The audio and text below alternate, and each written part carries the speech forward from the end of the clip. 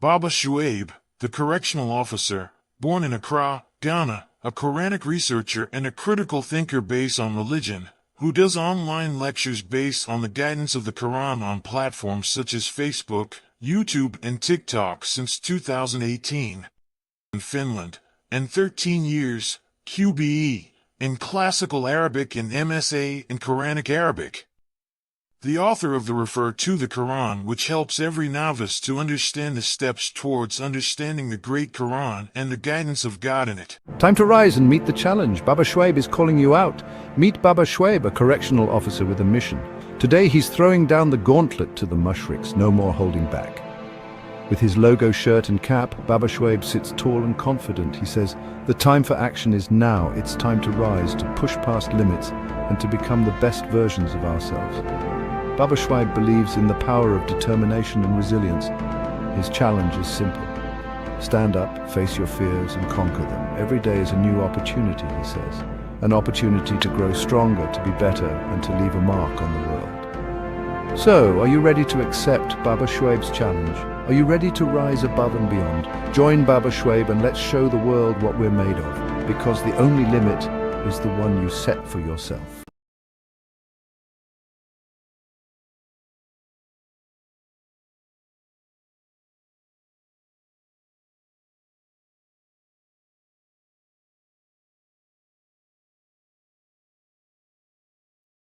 The reason why a lot of people say the things they say politically is because they are being paid. Okay? And they're du'at. And some of them mainstream du'at and some of them non-mainstream du'at. But they're being paid. Let me tell you this as a matter of fact, guys. Yeah? A lot of the du'at that have the views that they have it because they are being paid. Who are they being paid by? I'll tell you exactly who they're being paid by. They are being paid by people who belong to certain governments, usually rich governments. It's not Israel. They don't get paid. The du'at don't get paid by Israel.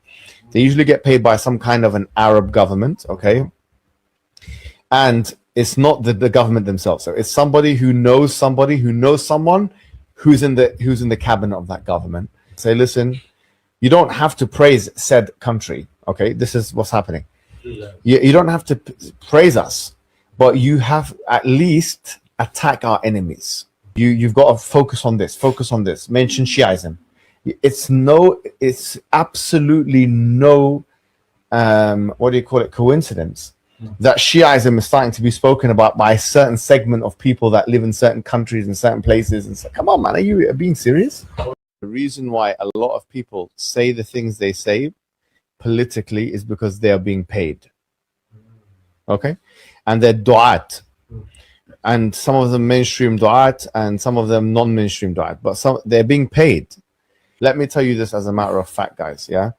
A lot of the du'at that have the views that they have it because they are being paid. Who are they being paid by? I'll tell you exactly who they're being paid by. They are being paid by people who belong to certain governments, usually rich governments. It's not Israel. They don't get paid. The du'at don't get paid by Israel. They usually get paid by some kind of an Arab government, okay? And it's not the government themselves. So it's somebody who knows someone who's in the cabinet of that government. Say, listen, you don't have to praise said country, okay? This is what's happening.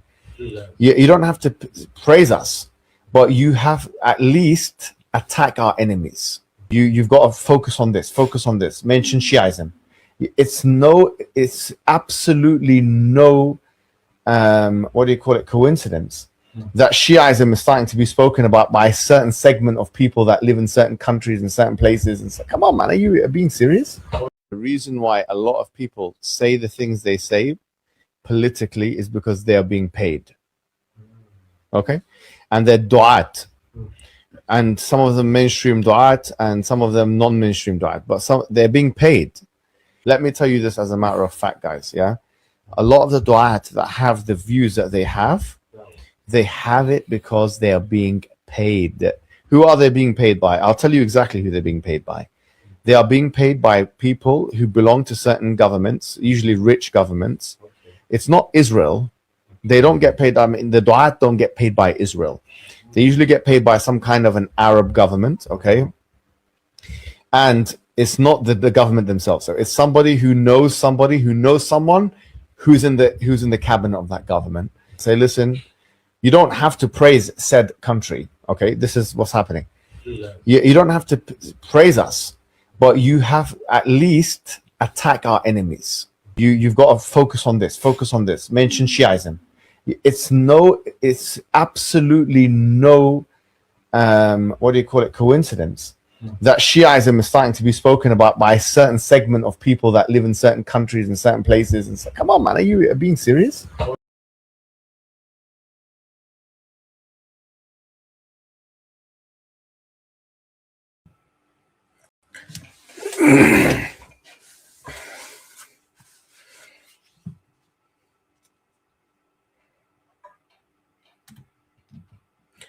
Yeah, peace to you guys. Peace. Salam, salam. Peace.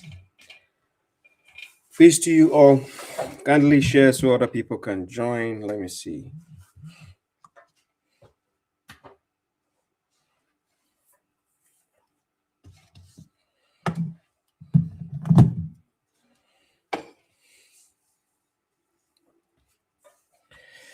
Yeah, salam to you all. Peace to you all.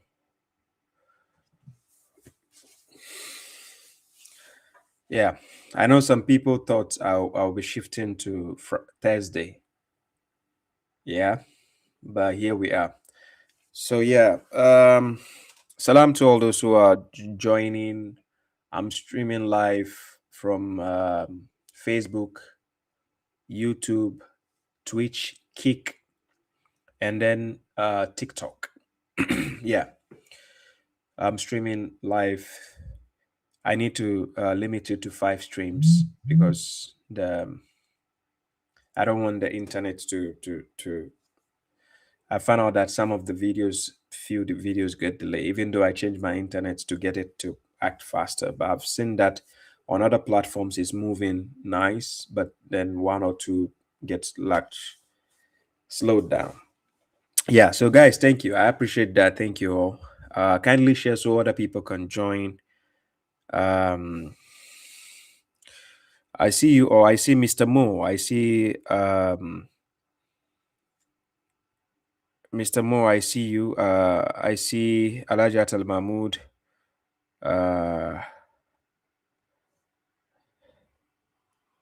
Yeah, I see you. Gado Kaswa. Good evening to you. Yeah, Fairy White Whisperer. Fairy Whisperer, I see you. Thank you. Andy, brother Andy, I see you. Ibn Yunus. Helal, I see you. Maggie, I see you. Salam to you. Guys, I appreciate all of you. Mehdi Muhmi, I see you. Kindly share. Amara Donzo says, "Are you a Muslim?" Yes, I am. I don't understand what gives people impression that I'm not a Muslim. What do they see, or what do they think I say that makes them think I'm not a Muslim? Is it because I'm dealing with the Hadith trash books? So you think that is what defines a Muslim, right? So that is the misconception I'm here to eradicate. Yeah, those nonsense I'm here to eradicate. Yes. So Ina Sehid, yeah. Fairy Whisperer says you need your own satellite, my brother. I'm thinking of podcast, I'm thinking of vlog, I'm thinking of a lot of things at the same time, right? I have a lot of my plans on the line that I'm thinking of doing video log when I travel. I'm thinking of podcasts, and I'm thinking of my regular sessions like this on Wednesdays. But I have some things that is holding me back. Few things I just need to clear out of my way, and I think then I'm set.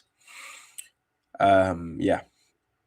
So, salam to all of you. I see you, Pacman present, Jazby, Cyrus Black, Sister Eram. I see you, Pale Jenkins, Madiha Sameya, Alaja Tel Mahmoud. Yes, the real Mishizi Sniper, Abu Thomas, Amin Rahman.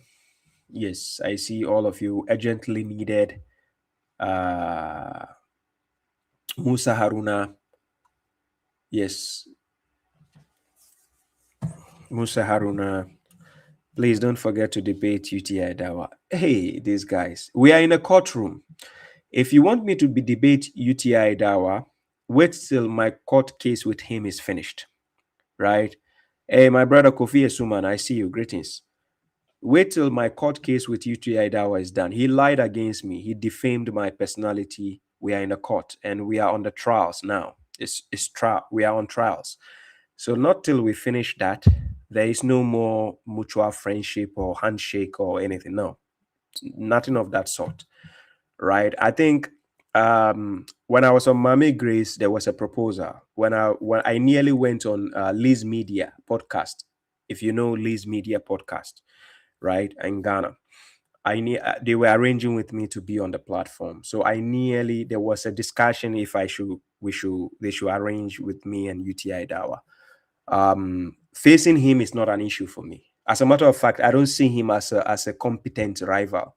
The only problem is we have an issue at a courtroom. So I wouldn't want to be in the same space where I will even shake hands with him, smile with him. The kind of things he said about me and did against me, I don't consider such a person a friend, a brother, or any of that sort. Right? So if you guys are anticipating in Ghana and wish so badly that I should face UTI Dawa, don't worry. Let me finish damaging him in the courtroom and he will step forward to face me by force. Yes, whether he likes it or not. And that will be the end of his career, inshallah. So yes, guys, all of you, I appreciate you. 10 to Allah says, Baba, you been to States yet? USA? No. Hopefully this year I'm coming. I've not been to the States yet, but hopefully this year I'm coming there. Okay. So Marwan Divaj, I see you, my dear brother. Salam to you. Amin Rahman says, Baba Shaib, do you reject the hadith altogether as inauthentic? Or do you believe they contain historical information but should not be treated as a source of religious authority? Simple, that's the answer. It is not a religious authority, source for religious authority. So it is not a source of guidance, right? Just as we read all the history books about Ghana, Kwame Nkrumah, and so on, you can read those things, but it is not binding on your life. So when people understand this difference, but till then, we classify them as garbages. Just like history can be garbage also. History can be tampered with, right? So till then, it's still garbage. So if I call history garbage, I don't think somebody should be offended because it's not a legislation. So it's garbage, yes. It's trash. So salam to all those who are joining. I see my dear brother Mohammed White. I see you. Hey, my brother Salam Yusuf, Sumaila Yusuf, DMX. I see you. Sumaila Yusuf, my other number has not been functioning. I'll get back to you. Send me an inbox message, inshallah. Kai come in message. Inbox, come Facebook. I'll check it out, inshallah. Alpha Base, salam, bro. Lucky to catch up. Yes, you're welcome. Kimi XH, thank you all for coming. I appreciate all of you. And for those on TikTok as well, I see Hakikatan, I see Kanji. Yes, I see all those who are joining. We have over 100 people watching on TikTok, and then we have over 77 watching YouTube. So it's good. So kindly share so other people can join. Yes, I mean, Rahman, when I say garbage in the context of books or text, it means worthless message when it comes to the aspect of guidance. That is what I mean. In the notion of guidance, it is worthless. Because God says in Quran chapter 17, verse 9, He says, Inna haza al-Quran yadi lillati hiya aqwam. He says, indeed, this Quran guides to that which is more appropriate. So if I have the Quran and it is more appropriate, what else do I need? So that is the notion of why I say it is garbage. God Himself in Quran chapter 45, verse 6, He says, Tilika ayatullahi natluha alayka bilhaq. Then He says, Fabi ayyi hadith ibadallahi wa ayatihi yuminun. In which hadith after God and His verses will they believe? So the question is, those trash books, are they the hadiths of God or the verses of God? The answer is no. Are they from God? The answer is no. So when I say they are worthless, it means in the aspect of guidance, they are worthless. But still, people can still go to the trash and find something useful, right? So just because I am having a good life and sufficient life doesn't mean I should also go to the trash to look for something. So this is the logic I want people to decipher and understand the difference, right? I'm not saying people cannot go to the trash. If they want to go to the trash and find something useful from the garbage, that's up to them. But if I have money to buy a new one from the store, why should I go for the trash? So this is what I want people to understand. So I don't see when people keep trying to defend hadith and say, hey, but we can find something good inside, that we need. So that means the Quran is not sufficient. You get the point? Okay. So guys, thank you very much for coming. All of you. Yeah, I see my elder Faisal Alavadi. I see you. Greetings to you. Salam to you. Actually, somebody was telling me to go to Turkey. Right. So when they asked me to go to Turkey, I was thinking about you, my elder Faisal. You came to my thought. I said, well, it will be a good reason to go to Turkey also to visit. I was supposed to go there earlier this year for a conference. Unfortunately, I couldn't make it because of, duty calls and so on. But yeah, I know inshallah, I'll be having time for all this. God willing, I'll be having time to do all this, right? So yeah.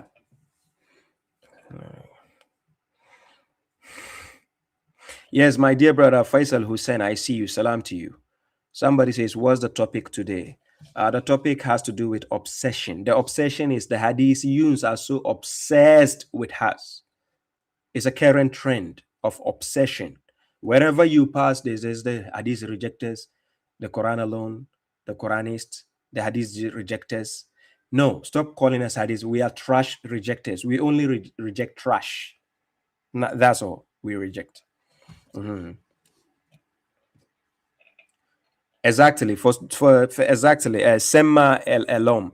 For those saying they can go to the hadith for reference points, or it's full of contradiction. Even the historical side is contradictive, right? Nothing of value is beneficial more than the Quran. So for those who say they will go for history reference for history, then you have to believe the Prophet married a 6-year-old girl. You have to believe certain nonsense they wrote about the Prophet, because you don't just go cherry picking. It makes no sense. You get the point. But you can't force people to follow, your perspective. So yeah. Yeah, salam to all those who are joining on TikTok. I appreciate all of you. Thank you for the likes. Brother Tamir, I see you. Thank you for the likes. Thank you for the sharing. Thank you for the... Hey, God Logic, I see you watching. God Logic. I'll be stepping foot in the USA. I think it will be a good time to contact you. We have to have a one-on-one sit-up. Yeah. Yeah, so let me see. Jalal, Jamil, I see you. Salam to all those who are joining. I appreciate all of you. Thank you all. So in the beginning, Kimi says, it is enough behaving kind with those people following hadith. It is an insult to the book of Allah. And at Baba, may Allah reward you for all you do in this intellectual war against those. Yeah. Is it a question you are asking? Because Kimi XH, is it a question or is it a statement? Because you just put full stop, there's no question mark. In the first place, are you asking if it is enough? Is it enough behaving kind with those people following hadith? Is it a question or is it a full stop? Is it an insult to the book of Allah? Is it a question? Please let me know so that I know if I have to answer that. Lalistal, peace to you. Zardios, I see you, brother. 3 reasons is trash rejected is a good shirt. Yes, actually the shirt is coming. It should be ready. The shirt will be ready. This one, they are bozofied. You see, let me put the mirror version. For those on TikTok, this is like, you see here, They are bozzified, right? Yeah. So there's trash rejectors also. There's that one. There's Are You an Elephant Crate also available. There's a lot of that. We are still printing, so when it gets ready, you all see it. Royal Flash says, Baba Shoaib, love my guy. Please come to UK Speakers Corner. A lot of Sunnis to express. Nah, it's not a good spot. It's not a good spot. What is a dialogue when people are just shouting, screaming all over? It takes, you remember, when I do dialogues on here, I tell you I'm looking for Sunnis with a brain. You can see I hardly get one. Yes, when I say I need a Sunni with a brain, I hardly get any. So unless if people can select the ones with the brain for me in Speaker's Corner. Like before I get there, select the ones with the brain. So when I come, I can have a discussion with them, dialogue with them. It will be better. But if I have to go and talk to every person with the heebie-jeebies, then it's too much.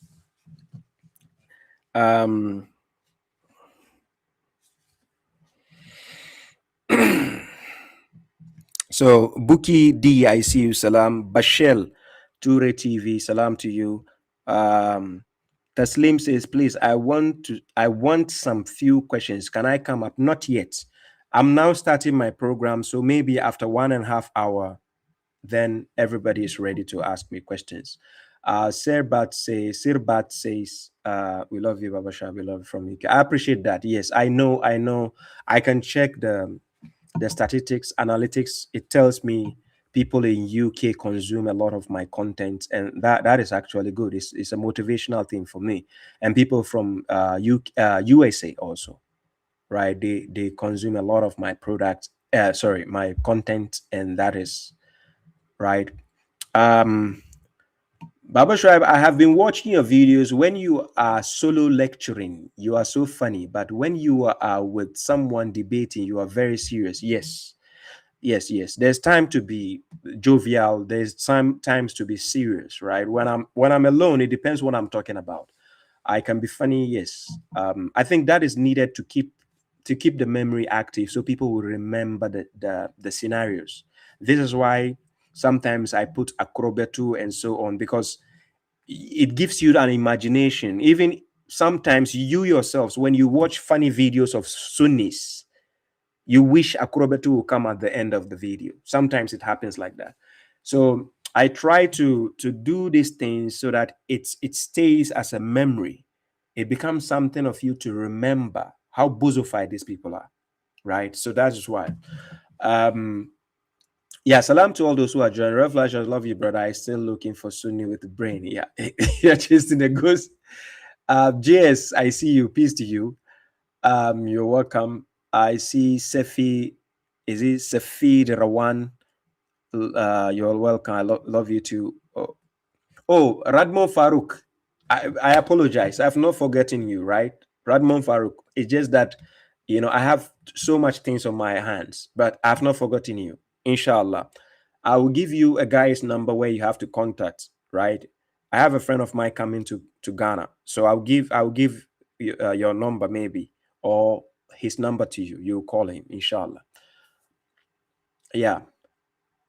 Yes, Irish Rose says, Speaker's Corner is full of Sunni gangs, not a good place.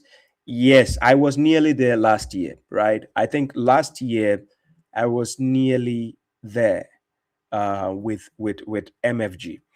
The plans changed at the last minute because I felt like, some things were not right for me to be there at that time. So, yeah. But I think with Speaker's Corner, I've spoken to some few people who actually said there are ways to go and do something instead of just going spontaneously, right? So I need to be cautious of that. But there is a post on Instagram on a hadith that says Angel Gabriel stopped Pharaoh from repenting by stuffing mud in his mouth while drowning. They have to make it, interesting. funny to laugh about. That is what the Hadith book does. I see you, my brother, Rachel Green. Thank you for coming. I see you, Lone Wolf. I see you all. Critical Thinker. I see you, James Holy War. Wow, a lot of you. I see you, my brother Salis Jimmy. Salam, you're welcome. Okay, let's go on, right? So in the beginning, is this video about Mufti Menk? Yes, I'll be playing about Mufti Menk, right? He says he's my favorite mushrik. Everything he says is just emotional sounding nothingness over the music. Yes, I'll play his video also. He's the main top guy among all the ones I'm going to play their videos today, right? So yeah, can I still donate to the Ghana Old People Program on your website? Yes, from time to time we are still doing it, even though I have individuals that we are dealing with, right? Individual issues that we are dealing with, but from time to time, yes, we are still dealing with that. So yes, I think it's still open. If you go to the Great Quran webpage, or you go to the GoFundMe, it's still active, right? Henry Seva urgently needed says, Baba, for me, you are the most correct religious scholar in our time. Be confident as you must. Thank you. I appreciate that. God bless you. Kashmir Ronius says, what about Salah Halakim? Salah Al-Hakim. I thought he was your favorite. No, that is this guy, Asim Al-Hakim. Is Hasim. Yes, Asim Al-Hakim. He's my favorite comedian. Yes, that one. Peace to all those who are joining. Yakub Ostop SZM. Yes, thank you. Shout out is enough. It's been a long time. Aya Hani, I see you. Salam. To all those who are joining, all of you, Osiris Bentley, everyone. In case I don't mention your name, I apologize. The names are just endless. Right? Thank you all. So I played a video in the beginning. It has to do with Muhammad Hibijibis. Let me play the video again. We go over then we see what they are talking about. The reason why a lot of people say the things they say politically is because they are being paid. Okay? So now we are having this news from an insider. This is a news coming from an insider, right? An insider. So Mohammed Hijab is one of them. He's a top guy on YouTube. He's a guy with the 6 degrees, PhDs, post-hibijibis disorders, and a lot of things, right? And he himself said it one time here in a video that he's not befitting to be speaking about religious matters online because he doesn't seem himself qualified for it. So that video is there as a gem for us for future reference, right? So that video, we are saving it. We will bring it back to him in a future reference. He said it himself, right? So here he's sitting down exposing some of them. He put their pictures and he's exposing these guys who he thinks they are being paid, right? Not by Israel, but by Saudi Arabia, right? So he's going to expose them. So listen. Okay? And they're du'at. And some of them mainstream du'at and some of them non-mainstream du'at. But they're being paid. Let me tell you this as a matter of... They are being paid. So you keep wondering, what job do they do? What do they do? Right? You keep wondering, these guys, what work are they doing? So they are being paid, right? They are being paid, but this is interesting. What will make Mohammed Hijab? Recently he was attacking the sectarians, telling them they have failed. He told them they have failed the Muslim Ummah and so on. He's talking against the sectarians, his own people. Now again, he's here speaking against his own people, right? Concerning the things that they are being paid for, right?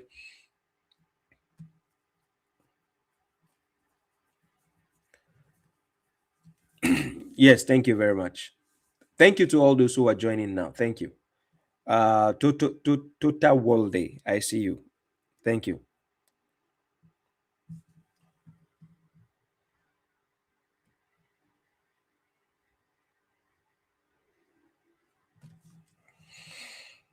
So listen, guys, yeah? A lot of the du'at that have the views that they have it because they are being paid. Thank you. So he's given us the secret. This the da'is you are seeing online, the Dawa broads and so on, a lot of the views they have and a lot of the following they have, yes, they have that because they are being paid. Yes. He's giving you the secret. He wants you to understand what is going on. You'll be wondering how come the Ali Dawa has 1.3, how come Muhammad Hibijibis has 1.3 follow. What is it that he's saying? What is it that they have which is unique that is making them be up there? Right? So he's giving you that secret because this is what is going on. They are being bought and paid for. Yes. Yes, Zuleika, I see you. Salam. They do also buy followers, right? I know a lot of content creators in Ghana. Look, let me play a video for you to hear.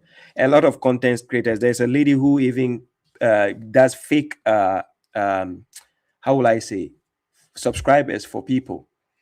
And I'm aware of this. People do that. So there's a way to check if a person is buying fake subs. You see it. All these top accounts. You can do the same with my account and scrutinize. You will see the difference between my account and the people who buy audience. They buy audience and they buy, what do you call it? Views. Yes, they do. So there's an easy way to check that. You can use it with my TikTok. You can check and see. I do my things genuinely. So you can do it and check. You see all these big guys, they are being bought and paid for. So they buy the audience. You might think they are saying something. No, empty-headed.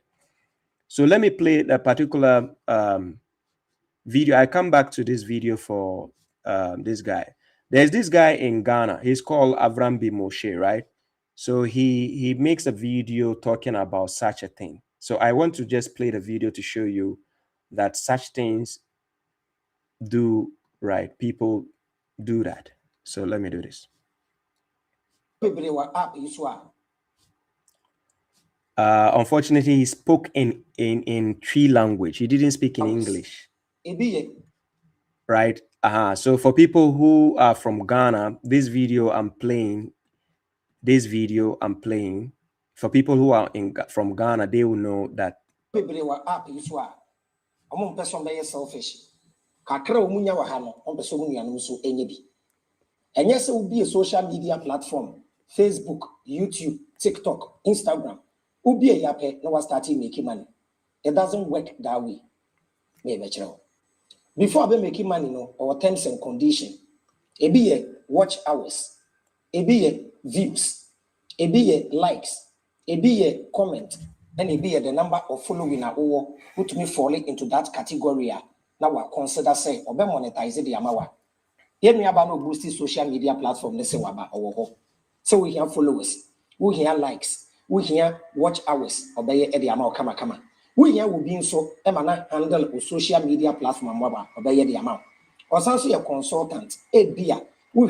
Okay, so for those who understand Ghanaian language, you can hear what he's saying, right? So he's been using some English words. So when you follow clearly, you see. So they buy likes, they buy viewership, they buy audience, meaning subscribers. And you might think these people are big they are not big. I'm telling you for a fact. They are not big. They go to these kind of people who do the hacking to give them the fake audience. Right? So the video I just played is from a guy called Avram B. Moshe from Common Sense Family. And normally, for the Western world, those big guys you are seeing with the big audience is the same. They have been bought and paid for. So those things, they buy it. So because they know when they have that large number, it convinces the sheeple to join the train. Because they'll be like, oh, this person is big. He has a big, large following. So let me go. Then they join, right? They do the same for celebrities in terms of music, movies. They will come and lie to you about figures. Then they will say, Spider-Man's movie is the most grossing movie ever. Then you'll be wondering, which cinema and which cinema? You understand? Same goes with music. Then they will say, this guy, on the first week of music release, he sold 1 million copies. You are like, who and who bought? You understand? So they do that to capture the ears, the mind of the sheeple. So you will see a lot of people with a PhD post heebie-jeebies disorder on social media and having this fan base. Yes, you see them with the fan base. You see that he has subscribers like 300,000. You'll be wondering, hey, they buy it. Wallahi lazim. I'm not joking with it. There's an app. You can use the AI to check it. There's an app where you can verify the audience of this kind of people. It's not genuine. They do buy it, right? To convince the sheeple to join, right?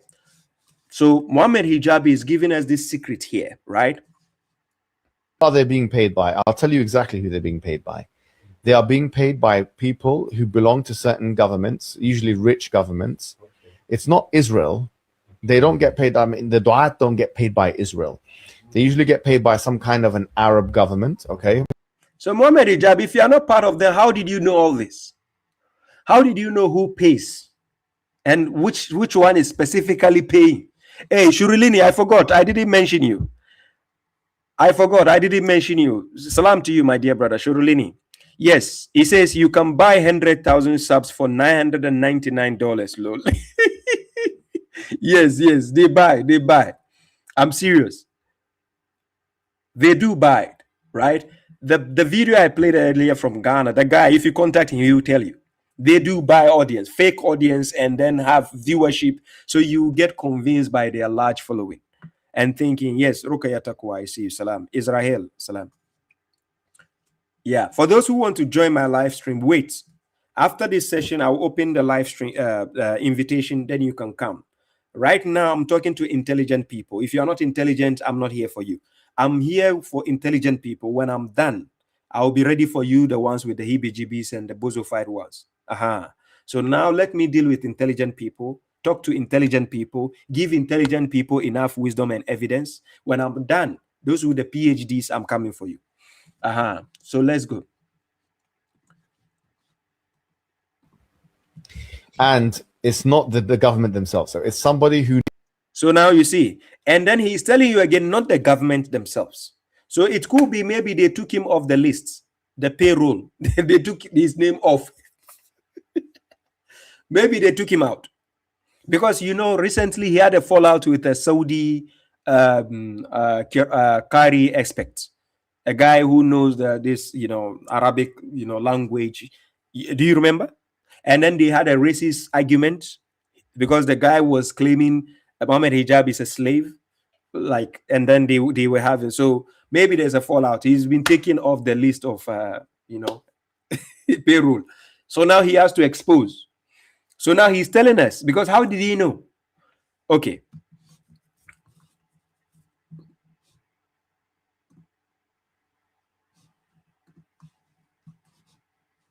knows somebody who knows someone who's in the cabinet of that government. Say, listen, you don't have to praise said country. Okay, this is what's happening.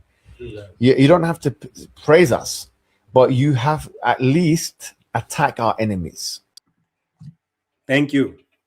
You don't have to praise them for people to know they are the ones paying you.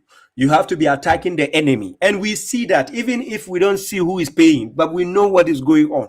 It's clear as day and night. You get that? You get what I'm saying? If you don't get it, forget about it. What I'm saying is clear as day and night. Yes, salam, Bimbaz Razak. Sheikh Samsung, I see you. Ahmed Abdullah, I see you. Salam.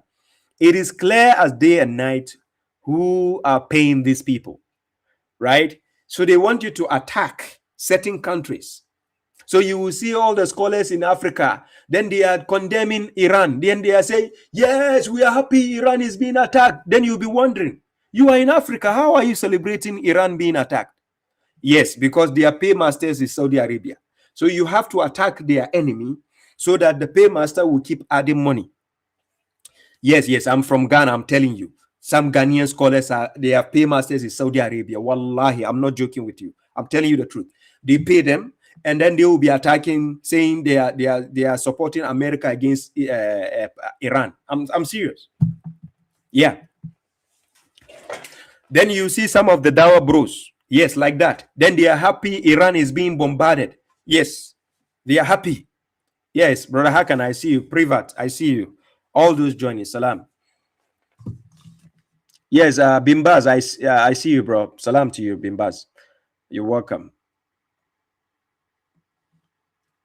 You've got to focus on this. Focus on this. Mention Shiism. It's absolutely no what do you call it, coincidence that Shiism is starting to be spoken about by a certain segment of people that live in certain countries and certain places. And it's like, come on, man, are you being serious? Yeah, thank you, Mohammed Hibijibis, for exposing that part for us. Semma Elam says, sponsorship is not a big deal. You can take it. Why not? It depends. Some sponsorships are shackling your neck. There's a particular look. Do you see the way Baba Shaiba has been speaking? You see the way I speak in my videos? Do you see the way I say the truth bluntly? Save those videos of mine. The day you see me starting to do, I think it's not fine attacking these people, then be rest assured that is not Baba Shaiba. Something is wrong. I'm telling you. Look, this is the genuine me. This is me. My mouth is not in any of the paymasters' hand. Yes. For those who say I'm being paid to attack Islam, look, my videos, go and check my videos. I deal with Christians. I deal with mushriks, pagans. Yes. My videos, I don't leave anybody. Go and check my videos. My videos, I have videos. I dealt with Netanyahu. I dealt with Israel. This is Baba Shaiba you're watching. I've not been bought and paid for. Wallahi lazim. But the day you started seeing me say, hey, don't attack Israel, don't attack Saudi, don't attack. Hey, you have to help, call 911. Is it 911 in America, right? Call emergency line, helpline. Say, hey, we think Baba Shaiba has been cloned. Something is wrong. Yes. You know, the people we are dealing with in this world, the elites, they are strong, they are powerful. They can never be powerful than God, I'm saying. But I'm telling you, the day you see Baba Shaiba not doing the usual Baba Shaiba, there's a problem. Me, I'm telling you the truth. Yes. I'm just telling you. God, look, Hasbunallah wa ni'mal wakil. I have God on my side, right? And God knows my strength. That's why he gave me for the past 8 years. He equipped me not to be, But I'm telling you, the day you see me not able to say garbage books, not able to say trash books, not able to say my mind the way I say it, please call emergency line, helpline. Say, no, we think that guy is no more Baba Shaiba. Something is wrong. I tell you. Okay. So let's continue. So Mohammed Hijab, thank you for. Hey, I see you, my brother. Marun Khalif. Kongolo, I see you. Salam to you, my brother. Okay, so let's see the obsession with these guys about us. They are so obsessed with the Quran alone community. I don't know why. But let's start with Mufti Menk, right? From amongst us, they are the ignorant who really feel, for whatever reason, that we need to belittle, disrespect, dishonor the messenger, peace be upon him, and his entire life, and everything that was recorded. They want to discount it and tell you, well, it's only the Quran we accept. How foolish is that statement, because even the Quran, the same man brought it to you from Allah. Same man. So if you believe he was honest and upright, and everything he said was honest and upright, so now we have another argument. But you know what? The Hadith, they came through men. Wallahi, the Quran came through the same men. Mufti Menk, guys, I told you, whenever these bozos are talking and you hear the nasheed behind them, you already know the signature. I don't need to explain too much, right? Whenever, right? Even Baba Shaiba, when you start seeing my videos with nasheed, you have to question. You have to call emergency helpline. This is not the Baba Shaiba, Baba Shaiba doesn't use this nasheed. I cannot be saying those with the nasheed are saying bozofy statements, then I'll go and start using nasheed. So when you hear nasheed in their videos, that there's nothing wise coming from that statement. I'm telling you. So that is a signature. Pay close attention. Nasheed with Sunnis, when they are talking, no brain again. It's just the nasheed doing the talking at the back. Then they are saying the Bovuzo 5 statements. Yeah, that is their signature. So know that. Yeah. Somebody says he's got to be telling the truth. He's wearing glasses. No, the glasses wearing I think is from Temu. This is not correct. I told you already, their brains are from Temu. There's no way he can be using correct glasses, right? No, the nasheed, I cannot even use the nasheed as a joke. Bedouinka. No, I can't. Cyrus Black says, if I use the nasheed, you will call what? The mental hospital for me. I'm not putting any nasheed. No. You will not see any nasheed behind me. No.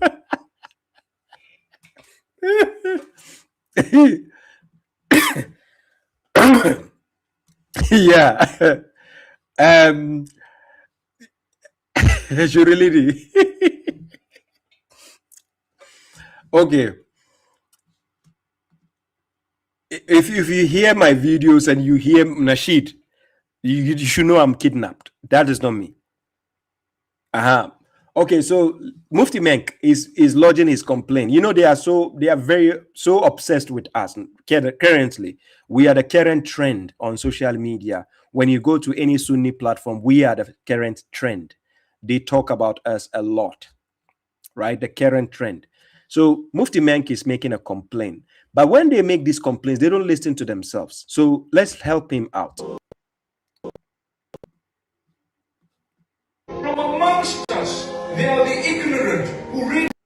So he says, from amongst us, they are the ignorant. I don't know if he's talking to the Sunnis, because if he says among us, among who? The mushriks? No, we are not part of you. So from amongst us, they are the ignorant. Really? Because that defines their own people. Their own people don't even know the hadith books they follow. So ignorant, yes. Maybe he's talking to his own people, right? We feel for whatever reason that we need to belittle, disrespect, dishonor the messenger, peace be. We need to belittle, disrespect, dishonor the messenger. The last time I checked, it is the hadith books doing that. You belittle him by saying he married a 6-year-old girl. You belittle him by saying he sleeps with his concubine on one of his wife's bed. You belittle him by saying he slept with 9 women in one night. You belittle him by saying he flying on the Burak to go to the heavens. You belittle him by all this nonsense you keep spewing about him. You don't see it? Oh my God. They don't see the belittling here. They don't see how they are disrespectful to the messenger. They don't see that. Okay. Upon him and his entire life and everything that was recorded. And his entire life and everything that was recorded? Really? I thought, according to your own hadith book, Sahih Muslim 3004, he said, La taktubu anni wa man kataba anni ghayra al-Quran falyamhuhu wa haddisu anni. He says, do not write anything from me except the Quran.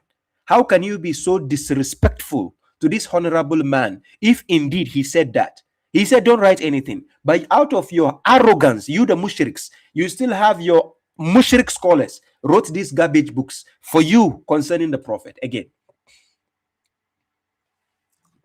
Want to discount it and tell you, well, it's only the Quran we accept. And then he says, after all this, then he says, it's only the Quran we accept. So he's talking against us, right? It's only the Quran we accept. Okay. How foolish is that statement? So he says that statement we say is only the Quran we accept is foolish, forgetting that in Sahih al-Bukhari 5669, Sayyidina Umar, according to them, himself, he said, Wa indakumul Quran hasbuna kitabullah. He says, while the Quran is with you, sufficient is the book of God for us. That is what Umar said. Sahih al-Bukhari 5669. How come none of the Sahabas, that is the Khalifas, how come none of them have written any hadith book? Nor did they collect any hadith books? that you are using today. None of them. These 4. They don't collect. They didn't write any from themselves. Where is it? They don't have. Then you go and have from some imposters who never met the prophet. Then you claim these are recordings from the prophet. Really? Hasbunallah wa ni'mal wakil. How come these bozofied PhD scholars don't see the problem here? Even the Quran, the same man brought it to you. He says, even the Quran, the same man brought it. So even the Hadith, is it the same man who brought it? How bozofied are these scholars? And you think because he is a celebrity, this guy will just stand on the podium shouting Allahu Akbar, and you think that's it? This guy is what? Is he a saint? These are comedians, I'm telling you.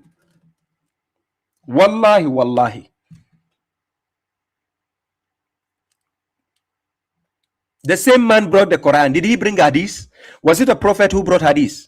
How come no mushrik among you can answer this question? Where did the prophet give you Hadith books to follow? Bozos. Allah. Same man. So if you believe he was honest and upright, and everything he said was honest and upright. So now we have another argument. But you know what? The Hadith, they came through men. Wallahi, the Quran came through the same men. Look at the foolishness here. He's saying that we are saying the Hadith came through men. Then he says, Wallahi, the Quran also came through the same men. He's lying. Look, the most popular version of the Quran in the world today is Hafs. Hafs Quran. The version is a Hafs version. These people, they reject Hadith from Hafs. These same hypocrites, they reject garbage book from Hafs, and then they accept the book of God from Hafs. How hypocritical can these people do? How can you foolishly say the same people brought the Quran and the same people brought the Hadith? Then how come you reject Hadith from Hafs? Because it's trash. When it came to the book of God, you accepted. So just because I accept a book of God from you doesn't mean I should accept trash from you also. And regardless, the Prophet Muhammad will not bring any trash to you. He never gave anybody trash but the book of God.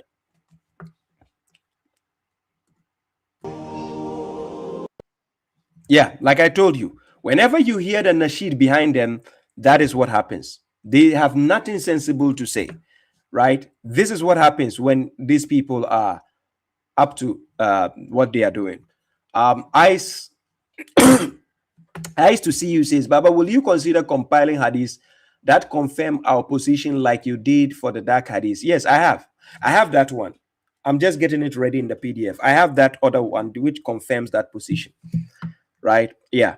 So I already have it in the works. When it's ready, I'll share it to the people, which confirms your position of the Quran alone. The Hadith actually endorse the Quran alone position. Yes, it does. Right? So I will make the file ready and I share it to people just like I shared the dark Hadith. Inshallah. Thank you. So let's go to the next video. This next video is my favorite video of today. This next video, ladies and gentlemen, this one has to do with some loud making noise ladies from UK. From UK. And they are not saying anything but making fool out of themselves. It's my favorite video of the week. If you reject Hadith, yeah, I can't even believe we say that sentence. Let's give them. I know. Well, like, let's give them that, yeah. Even though it's crazy, let's give them it. Yeah. You at least take it all. You know, literally, at least you accept Quran. Yeah. Let's say Quran's our standard. Okay. Yeah? What does the Quran say to follow the about the Prophet? Yeah, it says obey Allah and obey the Messenger. Okay, let me know, please. Yeah, the question to the public. Yeah, how are you following the Messenger? Tell me how you following the Messenger. Because you don't know what he said or what he did. Wallahi, tell me how, because he's only mentioned 4 times in the Quran. Tell me what he said. Wallahi, what you following? Tell me. Where you getting what he said? Show me what he said and what he did, because you don't know. You don't know. So silly. How do you do with all? Tell me. Who told you? Who told you how to do this? Wallahi, I don't understand the logic, bro. I think it's so. Wallahi, it's so ridiculous to say a sign out of the times. It is. It is sign of times. Yeah. You can't say these things out loud. You're basically committing a massive sin. Wallahi. I don't get how people can talk when they haven't even researched. That like it's so audacious to me. I feel angry. How are you speak? No, for real. was like, how are you speaking Without knowledge. It's It's oh, ignorance. so audacious. Like, how dare you? Wallahi, how dare you?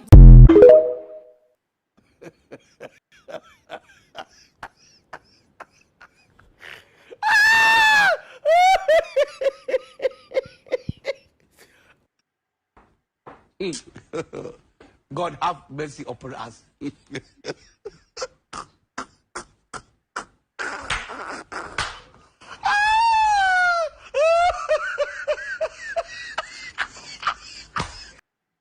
Somebody is asking if they are married. I don't think so.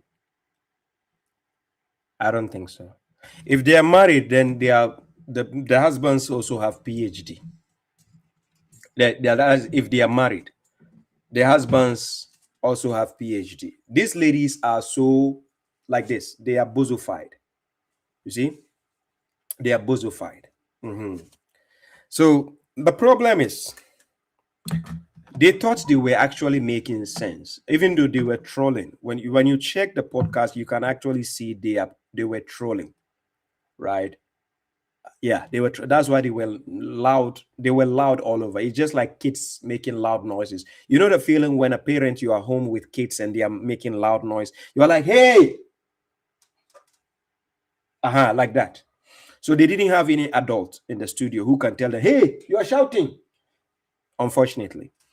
So they were making that loud noise. I don't know who is talking to who and who is listening to who. It's three-way streets they are talking. But I don't know if they can hear each other. But I'm going to show you the problem with the video. Right?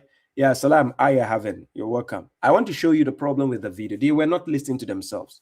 So one of the ladies in the middle, I watched a video of her where she was complaining that how come other people who don't belong to the Sunni religion are living their normal life. They can go to the club, they can do anything, but the Sunni ladies cannot. They don't have any place of fun to go. They are contemplating. Very soon they will exit the Sunni religion. Anyways, let's deal with the sound making ladies, the noisy neighbors. If you reject Hadith, yeah, I can't even believe. I just love the UK accent, the British accent. If you reject the Hadith, I love that, right? Okay, let's go back. By the way, people in England, be ready for my accent when I come there. I'm seriously going to throw that back to you. The and then the in it, and then what? War. Yes. Be ready when I come there. I'm going to butcher you with English language, eh? You don't know how I've been practicing all this war and other thing. I'm coming there. So if you reject Hadith, yeah, I can't even believe. If you reject Hadith, then the other lady says, I can't believe. Okay, we are going there. Can you imagine we reject garbage books and some people can't believe that? We reject garbage books, and some people can't believe we reject garbage books. Guys, what is wrong with people? The books, they are trash books, and we reject them. And all of a sudden, some people don't understand we reject the trash. But I'm going to show you their heebie-jeebies that they don't understand. Watch. We say that sentence. Let's give them. So they made a correction of the video. They put the text on top of the video to say this is about hadiths that are graded sahih. So meaning they want to say authentic hadiths. You can see when they were making the videos, because their intellect is out of equation, they don't even know what they were saying. They say if you reject hadiths, they didn't even say if you reject sahih hadith. Sahih hadith, let's consider them. If they say sahih hadith, at least that's the one their scholars checked for them, right? Even those that is full of bozo-fied hadith. But that is the one the scholars check. But these ladies that don't even know the difference. So they were saying, if you reject hadith, they generalize it. So which tells you they were not speaking from a position of intellect. And I'm going to show you why they are not intellectually inclined. I'm going to show you that. And by the way, this thing they are doing is haram according to the hadithiyuns. Ladies are not supposed to be shouting and doing podcasts and shouting like this. The Dawa bros, they have to tell this lady to keep quiet. And they will come out to tell them to shut up. If they don't tell them, then they are hypocrites, because all these things they were doing was because of ayah. Yes. Yes, no problem. Alajat Al Mahmoud, I will keep you updated, inshallah. So, yes. I know. Well, let's give them that, yeah? Even though it's crazy, let's give them. Let's give them that. You give us that. Reject Hadith. Yeah? Let's give them that. You give us. Okay, we see what you are giving us. Yeah? You at least take it all. You know, literally, at least you accept Quran, yeah? Let's say Quran. At least we accept Quran. Yeah? Our standard. Okay. What? Quran is our standard. Yeah? Are you following? Yeah? Please, if you are following what I'm saying, you write yeah in the comment section. Right? Yeah? So that I know you are following what I'm saying. Yes, the yeah is used to know you are following the conversation. Right? So, yeah. Yes, thank you. You write yeah. Then let's continue. What does the Quran say to follow about the Prophet, yeah?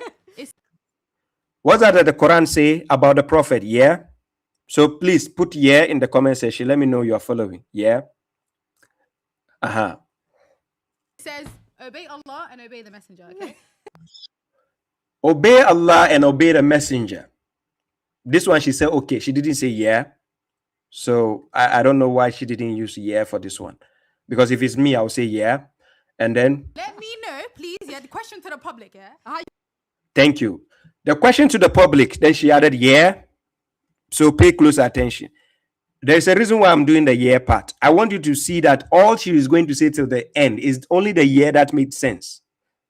All she's going to say till the end of the video, it is only the yeah she said which was sensible. So even if she said no, she will say yeah. Even if she says something negative, yeah will come. That is the only thing I want you to pay attention. It is the yeah which she used approximately in the right positions. Okay. Following the messenger. Tell me how you follow the messenger. She says, how do we follow the messenger? We should tell them how to follow the messenger. Okay. You don't know what he said or what he did. Wallahi, tell me how, because he's only mentioned 4 times in the Quran. So we should tell them how we follow the messenger because he's only mentioned 4 times in the Quran. It's obvious they don't read the Quran. It's not about mentioning his name. His issues were mentioned more than 4 times, you are saying. If you say he was only mentioned 4 times, then you are not normal in the head. Right? If he's mentioned by name 4 times, yes, that's a correct statement to say. If he's mentioned 4 times, that is wrong. There are places where God spoke to him as a messenger. Yeah, you are Rasul. Chapter 5, verse 67. Chapter 5, verse 41. There are places God spoke to him as a prophet. Yeah, you are Nabi. Chapter 66, verse 1. And so on. And chapter 33, verse 45. You understand? So if you are saying he's only mentioned 4 times, then you don't even know what you're saying. But let's give you the benefit of the doubt. Like, check the question there. How are we going to follow the messenger? Throughout the Quran, whatever you want to know about the messenger is in the Quran. That is why Quran chapter 33 verse 21, God says, لَقَدْ كَانَ لَكُمْ فِي رَسُولِ اللَّهِ أُسْوَةٌ حَسَنَةٌ. He says, there has certainly been a good pattern in the messenger of God for you. The good pattern of the messenger is found in the Quran. This is why whenever people come to ask him a question, يَسْأَلُونَكَ عَنِ السَّاعَةِ يَسْأَلُونَكَ مَاذَا يُنْفِقُونَ وَيَسْأَلُونَكَ عَنِ الْخَمْرِ وَالْمَيْسِرِ. When they ask you about this, when they ask you about that, when they ask you what they should spend, when they ask you when is the hour, when they ask you about the spirit, when they ask you about the orphans, all these things are is the messenger being addressed, and is the messenger answering them. So God will now tell him, Kul, say. So that is the messenger. So when God says there has certainly been a good pattern in the messenger of God, these are the things you have to emulate. When people ask you similar questions, you answer in a similar fashion. You don't need to beat around the bush and say something else. This is what is meant by following the footsteps of the messenger. It is in the Quran. People who don't study the Quran, unfortunately, will not see that. Do you get the point? But let's continue with the yeah. What you following? Tell me. Show me what he said and what he did, because you don't know. You see, they don't study the Quran. She said, show me what he said and he did, because you don't know. Everything he did as a messenger is in the Quran. Everything he said as a messenger is in the Quran. But who are you? Because you don't study. Yeah. Do you study? Yeah. You don't study. Yeah. Yeah. That's all the little thing you studied. Yeah. And you're making noise. So, guys, I'm going to show you at the end of their hibby-jibbies the dumbest thing they said at the end of this video. You are going to be shocked. I'm serious. Let's go for it. You don't know. So silly. How do you do wudu? Tell me. She said, how do you do wudu? How do you do ablution? How do you do wudu? By the way, the mushriks, they call ablution wudu, right? Ablution meaning to ghusl. The Quran used the ghusl, yes. But out of the Quran, you can use the word wudu. It signified ablution. But she says, how do you do wudu? Chapter 5 verse 6 is giving you how to do that. Ya ayyuhallazina amanu iza kuntum ila salat faghusulu wujuhakum wa aydiyakum ila al-marafiq wa umsahu bi ru'usikum wa arjulakum ila al-ka'bayn is literally mentioned in chapter 5 verse 6. So this is the easiest question with the easiest answer in the Quran. So when somebody is asking you this question, it is obvious they don't read the Quran, not to talk about studying the Quran. When somebody asks you this kind of question, how do you do wudu without the hadith? It is obvious they don't read the Quran, not to talk about studying the Quran. You know, when you are studying, you take many detail carefully to scrutinize what you are reading. But this is obvious they don't even read the Quran, not to talk of studying the Quran. They don't read. It takes somebody who reads the Quran to know wudu has been mentioned.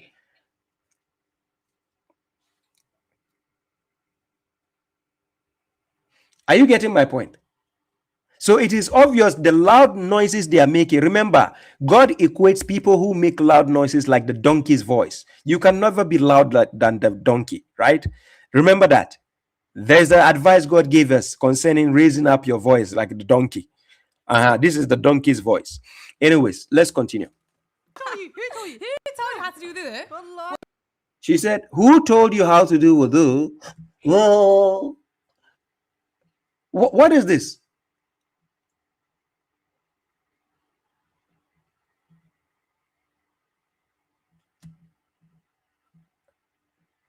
What is that? They thought they were making sense. No, I know the Dawa bros will be embarrassed watching this girl's video and sharing. I know the Dawa bros will not share this video. They'll be embarrassed about this. They'll tell the girls, girl, please, next time don't do that. Before you go online, tell us before you go. And one thing about the internet, this video can never go back again. It's there. They can never take it back. It's there on the internet forever. Unless internet collapse. I'm serious. I don't understand the logic, I think it's so, wallahi, it's so ridiculous. It's a sign of the time. No, it is ridiculous. Yes, that you guys don't know wudu is in the Quran. It is so ridiculous. Wallahi, that I like it, especially when the Somali girls in UK, when they say wallahi, I just like it. I like it. I'm serious. When I watch certain video and wallahi, you know, I just love the slang. Let me see. We have to edit your videos. It's Dawa bros. Yes, the Dawa bros will tell them you have to edit your videos. They will tell them, no, when you do the videos, don't paste it yet. Let we the Dawa bros, you know, examine your videos first. Yeah. Dawa bros management. Yes, thank you, Victoria. Thank you. Yes, username 111. Abayo Mafiantai. So I just love that accent when they use the wallahi. You know, wudu is not in the Quran, it's ghusl. Same thing, just a name. It is. I think it is sometimes, yeah. You can't say these things out loud. And they are here saying it out loud. They say you can't say it out loud, but they are loud. And the funny part is, check the end of the video. That's the funniest thing. about them that triggered me. Pay close attention to the ending part. Basically committing a massive sin. Kufr, I don't get how people can talk when they haven't even researched. Oh my God.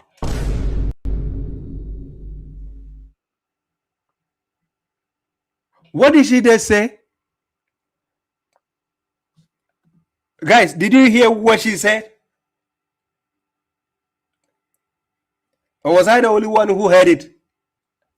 Look. You can't say these things out loud. You're basically committing a massive sin. Kufr, I don't get how people can talk when they haven't even researched. That like it's so audacious to me.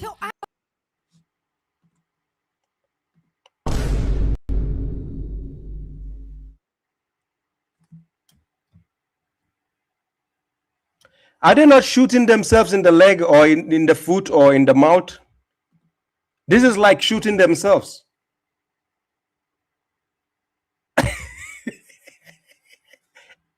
No, I'm serious.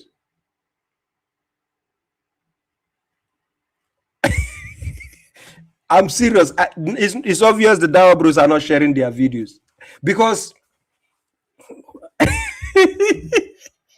yes, they have to work for the BBC. That will make sense. When they work for the BBC to see them, that is perfect. Seriously.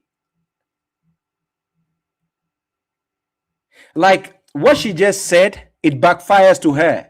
Like it's defining who they are. They don't even know ablution is in the Quran. Chapter 5, verse 6. They don't know. Because if they researched it, they will not be shouting online. Had they researched it? Because they didn't research it, you see what she just said? But that's not the end of it. Check what she's going to say. How are you speaking? How are you speaking? No, for real. Because like, how are you speaking without knowledge? It's ignorance.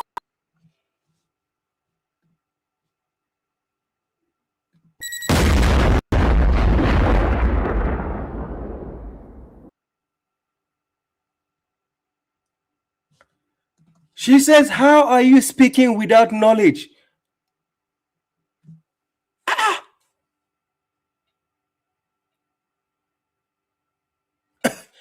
But guys, I didn't see any knowledge in the things they are speaking. Are they full-time comedians? Like, guys, let's be honest. Are they not full-time comedians? Are they seriously throwing shots against the Quran followers? With that audacity,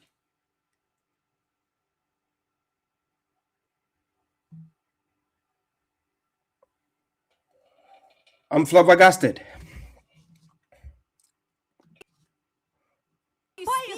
How are you speaking? No, for real. Because like, how are you speaking without knowledge?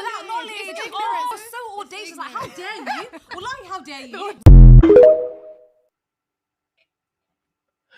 Don't let them get married yet.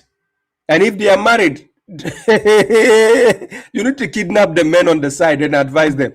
Don't let them marry yet. We need to fix these ones first. They need factory reset first before they get married. Seriously. Don't. Whatever it is, people in UK, help us out.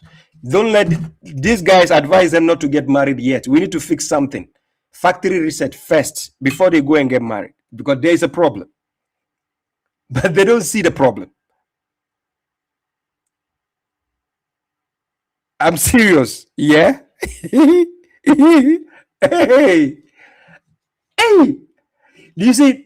That last statement is what is striking me to the core. The last statement is what is pinching my neck. I'm like, what are they talking about? Did they listen to themselves? Yeah, they shouldn't get married yet. Because normally, I tell people go and get married because I want them to be fixed. But this one, marriage was not going to fix them. So they don't need to get married yet. They have to be fixed before getting married. Because if they go and marry, the next man they are going to get is that it will be a dangerous marriage. They are going to ruin everything there. Yes. These ladies on the podcast, they are the kind of ladies who will cook after cooking without putting the meat, but they start searching for the meat. Even though there's no meat in the food, they would think there's meat and search for it. I'm serious. They are just the thoughts they are having is way different. I don't know if they actually, when they finish the video, did they watch the playback? I don't know. I don't think they did. I don't think they watched the playback. I'm serious. By the way, there's this guy, Libiano, is so much obsessed with Aya, right? He's obsessed with the sister Aya. He's calling her for a dialogue, which he will not do to me. Libiano, I'm following you. You watch my videos sometimes with a fake account. I know you watch me. Libiano, just have some balls. Call somebody like me for a dialogue, or you can call MFG for a one-on-one dialogue respectfully. Don't call the sister. Don't say you want to have a dialogue with the sister. I don't know. You are so obsessed with the sister. I don't know what you want from her. Right?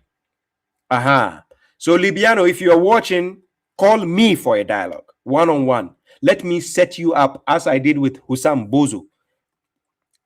Do you remember, guys? Do you remember Hussam Bozo? The guy I went to on his platform, the Ahmadi Peace and Light guy, when I was dialoguing with him, he's so embarrassed, he didn't want me to speak. So, Libiano, be a man. Call me for a dialogue. Don't throw a video to the lady and say, oh, she should come one-on-one dialogue. No. Don't do that. Don't do that.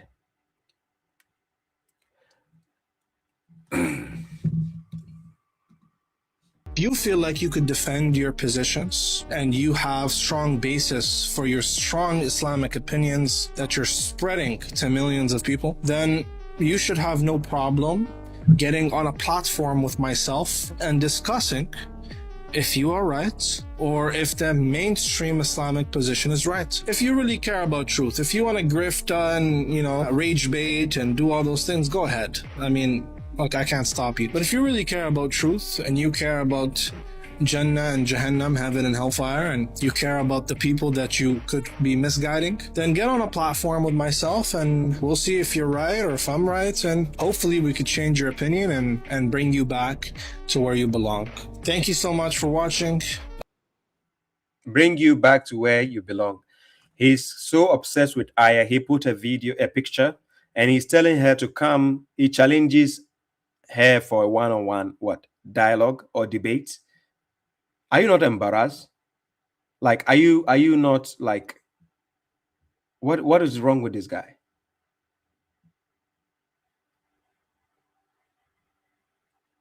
By the way, he was not playing Nasheed. Yeah, he was just playing a boring sound at the back. But this is not a Nasheed, right? But he's calling the sister for a one-on-one dialogue. I don't understand these guys. Like, he said he wants to bring her back where she belongs. This guy is obsessed with Aya. Yes, he wants her in the kitchen with her hijab. Yes. By the way, this guy is the 50 Cent version of the Dawa Bros. He wears the New York cap and all things. He dresses hip-hop style. He makes his jelly hair. Like this guy. Yeah, he's the hip-hop, 50 Cent version of the Dawa Bros. Have you noticed? His name is Libiano. That is his nickname. Octodos Mushrik. Yes, that's the guy. Yes. He's the 50 Cent version of the Dawa Bros. Yeah, he's just 22 years. He just, came out of the Bozo fight zone not long ago. Yeah, maybe he could still be a Bozo, by the way. But yeah, that is Libiano. Why are you throwing? He was playing some hip-hop slow too. She really did.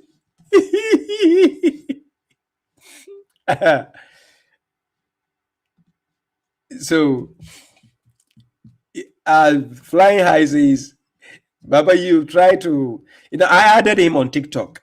Yes, I was thinking of getting him when he's on live. I go on his live, right? I followed him on TikTok, so that last time I found him using another account to come on my platform, watching my video, and he was tagged multiple times on my videos. He has been tagged multiple times on his own main account on TikTok, right? So I followed him just to see the time he's online. Then I can hop on online. Then I can give him the official invite. I think that will be better to do like that, right? To catch them off guard. And then you go on their platform and ask them publicly where everybody can see you inviting them. Because many of times, I tell you what, sometimes I do send private messages to some of these kind of people. They don't respond. And they will act like they've never seen them. So it's better to go publicly in the audience where people can see you and him, then you ask him out for a debate. That is the best way to send out the invite to this kind of people, I've noticed, right? So I'll do exactly that. As soon as I see him online, I'll hop on, then I'll give him the invite. I say, hey man, are you up for it? Yeah, because you are going for the sister. Leave the sister out of it. Be a man. Come, deal with Baba Shraib, correctional officer, one-on-one. Let's go. And least we see if you still be Libiano or Tibiano, right? So let's deal with another bozo. So we have another bozo. This guy, I don't know what is wrong with him when it comes to Hadith books, but he's so obsessed with Hadith books, I don't understand. But listen to this guy. Hijab is not mentioned in the Quran, is what some Hadith rejectors say, and they're right. The Quran never says tell women to cover their hair. Instead, it says yudnina alayhin. What is wrong with this guy? He says they are right. Then he's going to misquote a verse. Chapter 33, verse 59. He's going to misquote the verse. So watch what he's going to do. Let's start over the video. Listen what he said. Hijab is not mentioned in the Quran, is what some Hadith rejectors say, and they're right. The Quran never says tell women to cover their hair. When he says hijab is not mentioned in the Quran, the word hijab is mentioned. But when it comes to covering the hair, God never made the instruction women should cover the hair, right? Okay, so check what this guy is going to say. I'm going to show you the mishap they commit when they are saying certain things. Pay close attention. Instead, it says, يُدْنِينَ عَلَيْهِنَّ مِنْ جَلَابِيبِهِنَّ. It says, tell the believing women that they should cover themselves. No, it doesn't say tell the believing women. Now, this is the problem with these mushriks. I want you to pay close attention to these mushriks, how they misquote the verses of God and twist the verses of God. So, guys, I'm going to give you the verse. Pay close attention. It's chapter 33, verse 59. Chapter 33, verse 59. It doesn't say tell the believing women. So check what the verse says. Let me go.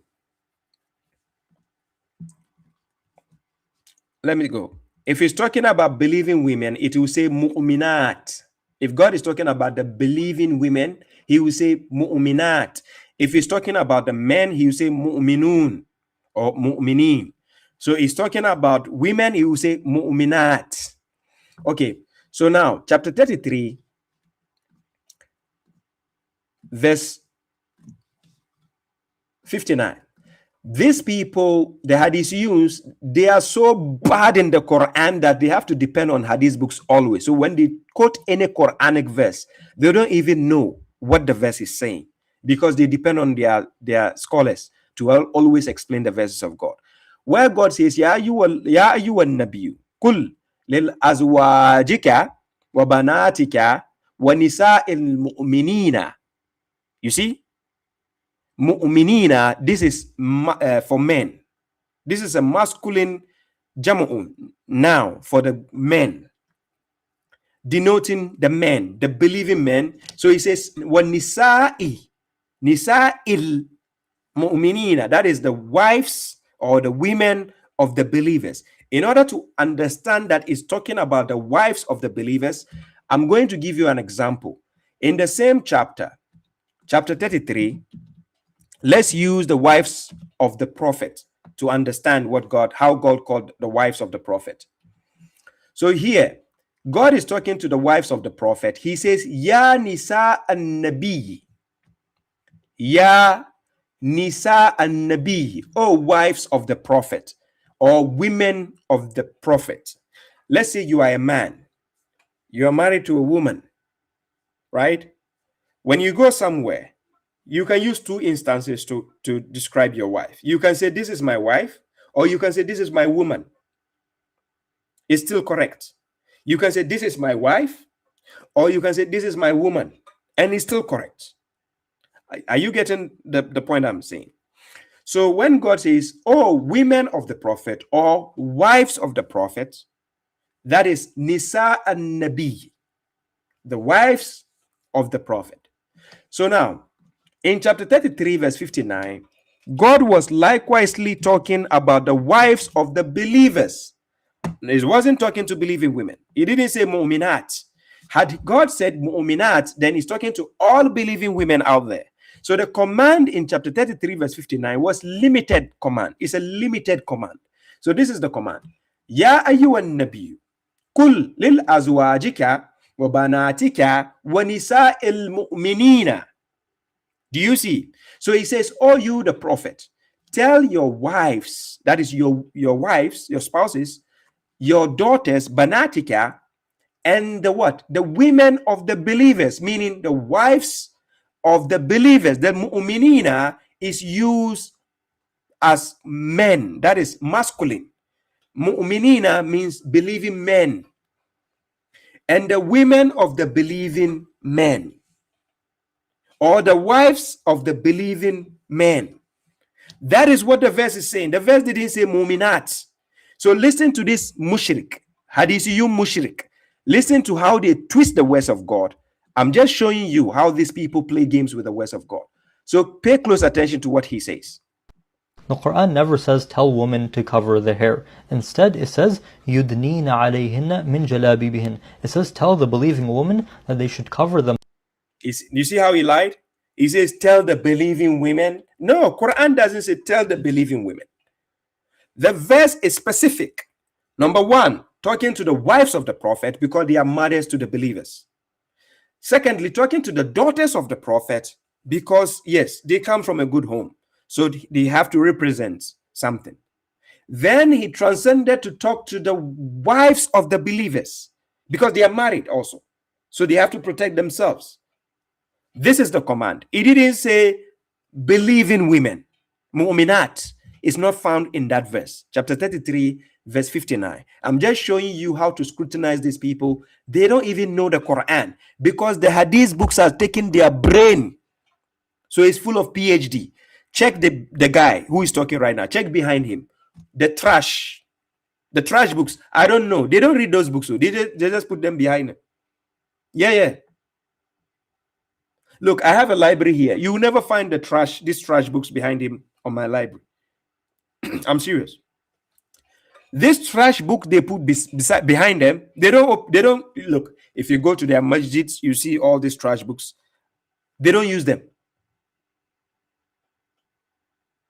I'm serious. They don't use those books. It is only there for decoration. That's what they do. So listen to how he is going to play with the words of God, and I'm going to expose him for you to see. With a jilbab. Now, what is a jilbab? Now, he twisted the word again when he says, Yudnina alayhinna min jalabibihinna. When we say yudna, yudni, adna, it means to lower something. Lower. You see, these people.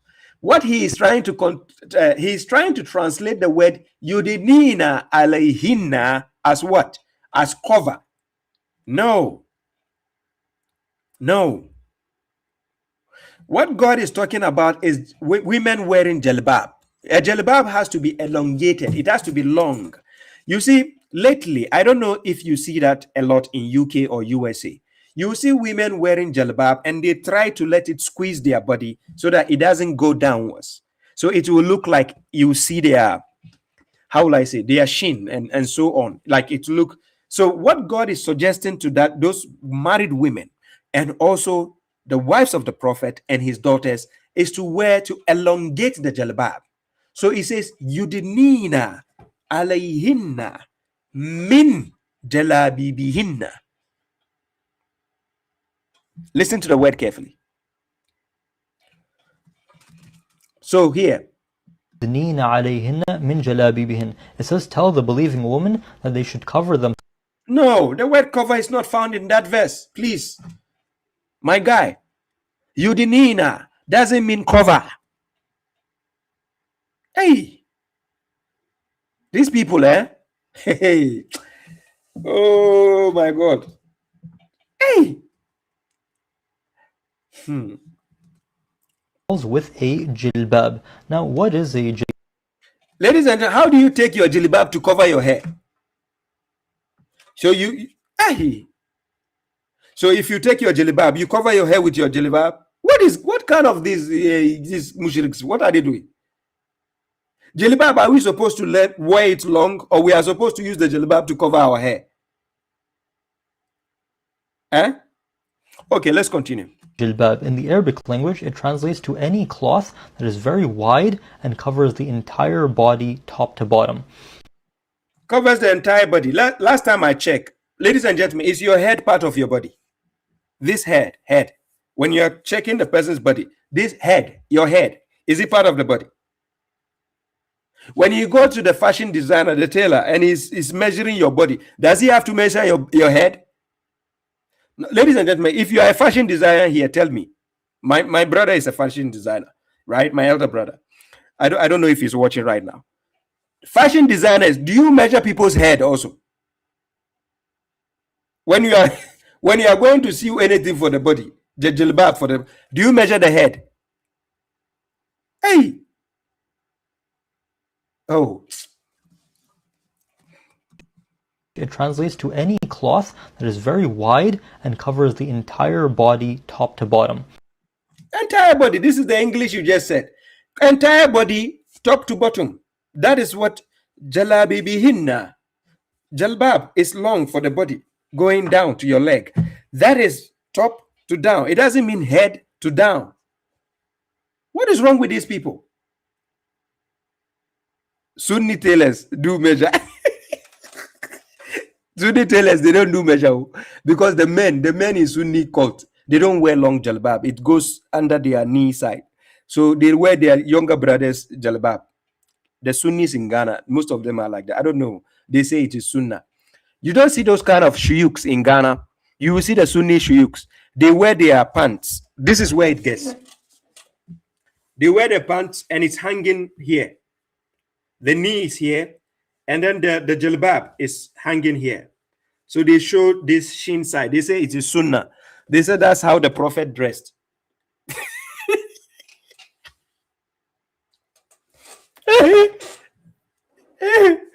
They are using their younger brothers' leftover jalbab or shoe or trousers. That's what the Sunnis do. I'm serious. But the extreme ones, when they are at home and they dress like that, they are the dangerous ones. Hey! Okay.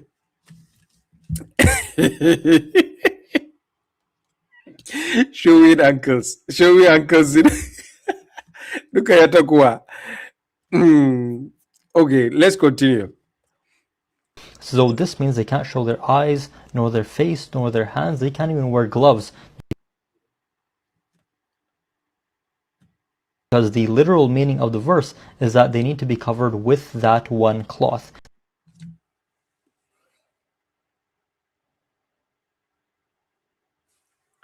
What is wrong with these guys? They want to, if you give these guys the chance to bring Sharia, whatever Sharia in UK, you are screwed. I'm serious. These guys, oh my God.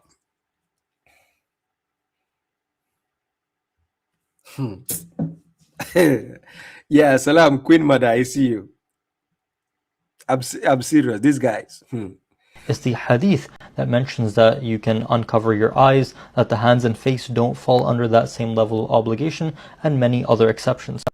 He mistranslated the verse, and he is saying if you are going to take that verse, the verse is telling you to cover from head to toe, your face, your eyes, your hands, everything. Is that what the verse says? Or is this your heebie-jeebies twisting the words of God? What is wrong with it? So he's now saying it is the Hadith which tells you to uncover your face, uncover. Oh my God. Oh my God. No wonder these people will not extend hands to face us in a dialogue or debate.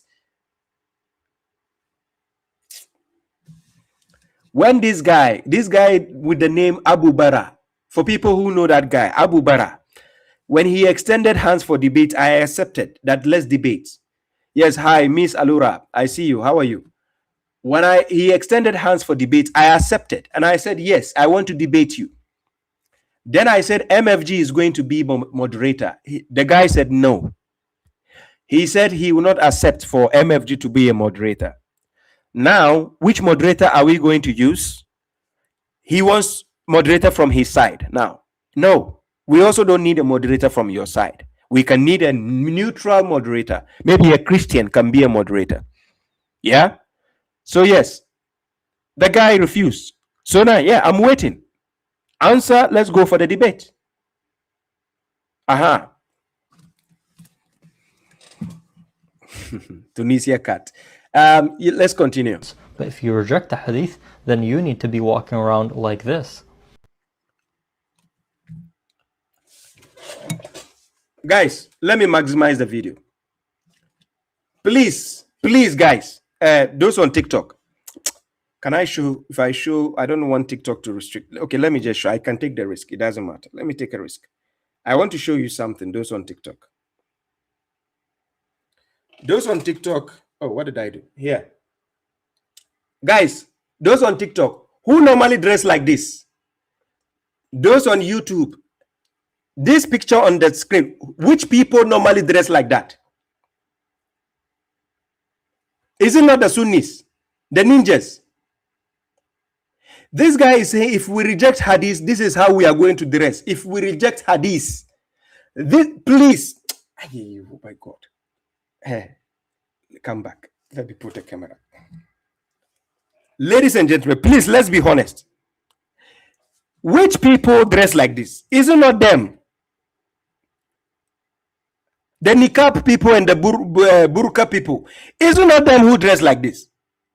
This guy say, if we reject Hadith, this is how we are going to dress. Tell me one Hadith rejecter who dress like this. Ladies and gentlemen, these people, I told you, they are comedians. The brain is not functioning. Look, he literally said it. I did he say it. Listen what he said.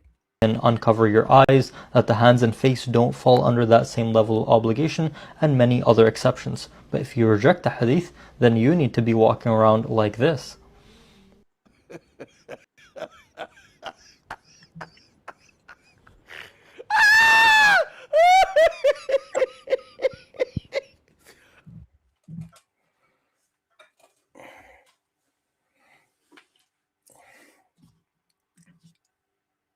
Please, my dear brother, fly high, MR. When it comes to understanding the Quran, please put all those trash tafasirs out of the equation. Please. Please put the trash out. The trash is inspired by hadith books. The tafasirs of the scholars is inspired by hadith books, not the Quran. Whenever you see the tafasirs they are writing, is inspired by hadith books, not the Quran. So whenever they tell you refer to the tafasirs of their scholars, they are using the inspiration from hadith books to translate a verse. That's what they do, right? So that's how they twist the words.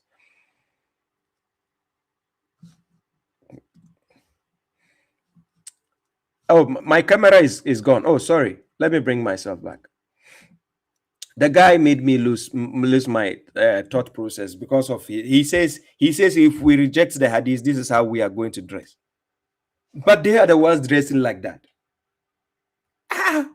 What is wrong with these mushriks? Their brain, they don't even know how to use their brain anymore. They are the ones dressing like that, ladies and gentlemen. They will say your sunglasses are reflecting Jahannam fire.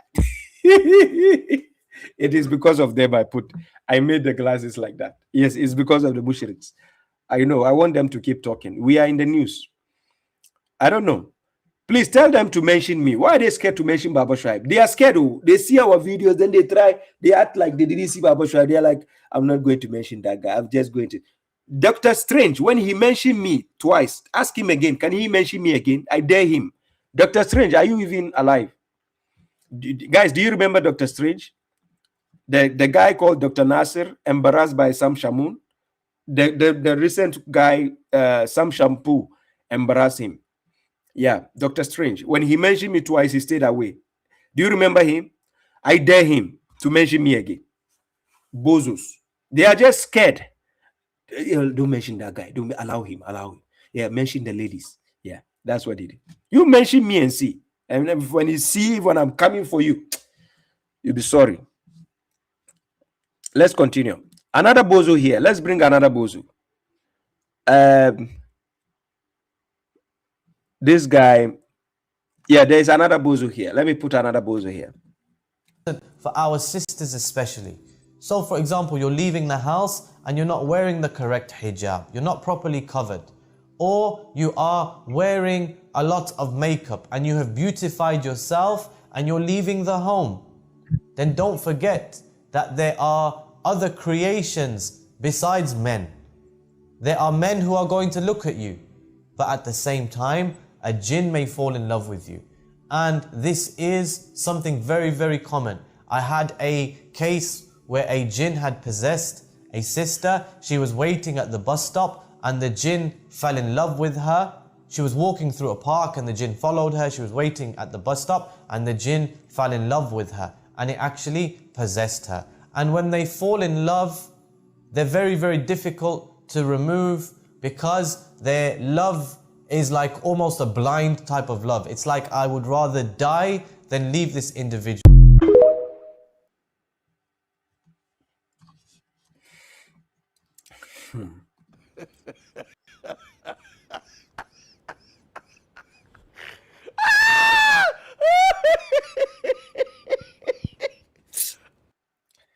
I keep telling you, these guys are comedians. You guys don't understand why I say these guys are comedians. I'm serious. I keep telling you, these guys are comedians. Their brains are from Temu. To be honest, let me tell you one thing you don't understand. You see this thing I'm doing, talking about these mushriks, it hurts them to the core. It gives them heart attack. It pains them to the core when the way I'm talking about them like this. I'm telling you, for people who know these mushriks, who know me, you go and watch their videos when they do reaction about me. Look, my videos hurts them. It gives them heart attack. I'm not joking. I'm not joking with you. My video give these people heart attack. It is one of these reasons, one of these mushriks in Ghana, I took to court. He was so hurt because he says, I'm calling you guys mushrik. He says, I'm calling them mushriks. This guy went to court telling the judge that I called them mushriks.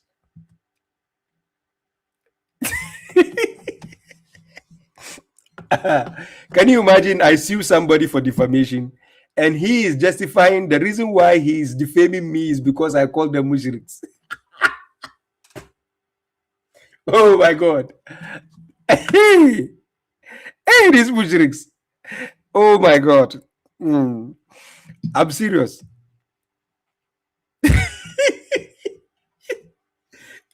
Hey, Sunnis, I'm your worst nightmare. I go worry you. Hey, Sunnis, don't worry. I go worry you, Poto. If you say I'm a madman, you shouldn't be offended. Don't be offended, please. You say I'm a madman. Mushriks, I don't expect you to be offended. When a madman says something, you have to move on. You have to just ignore because he's mad. But you are offended. Hey. Anyways, let's continue. I'm going to show you how bozofied these people are. They are bozos in the head. Now listen. For our sisters especially. So this British scholar, Abu Ibrahim, speaks about women again. He's going to talk about the sisters. He says, our sisters. Let's see what he has for the sisters, ladies and gentlemen. So for example, you're leaving the house and you're not wearing the correct hijab. Thank you. It's not even wearing hijab. He says not wearing the correct hijab. I don't know which company has that. Guys, UK, which company has the correct hijab? Because you need to buy the ones the Sunnis are selling. If you buy from UK stores and it's not by the Sunnis, it's not correct. So you need to wear the correct hijab. So now it's no more about even not wearing hijab. But guys, remember, when Adam and his wife were in the Jannah, was she wearing hijab? I repeat, when Adam and his wife were in the Jannah, including Iblis being around, was she wearing hijab? But Iblis was next to them, right? Remember? So what does the jinn do? The jinn is waiting for you not to have hijab. Okay, let's continue. Not properly covered. Or not properly covered. Ladies and gentlemen, was the wife of Adam properly covered in the Jannah? No, right? Okay. Or you are wearing a lot of makeup. Hey! So makeup too attracts the jinn? Makeup. Hey. So ladies, he's talking to you. He says, if you are not wearing correct hijab, and then you are not properly covered, and then you don't have, and then you wear too much makeup. You have beautified yourself and you're leaving the home. So you beautify yourself leaving the home, guess what is going to happen? Then don't forget that there are other creations besides men. So men are not your rivals now. So there are other creations besides men, because when you beautify yourself, it's not only the men looking at you now because you are beautiful, right?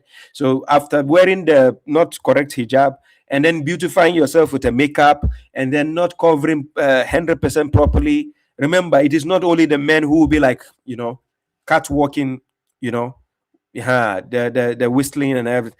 No.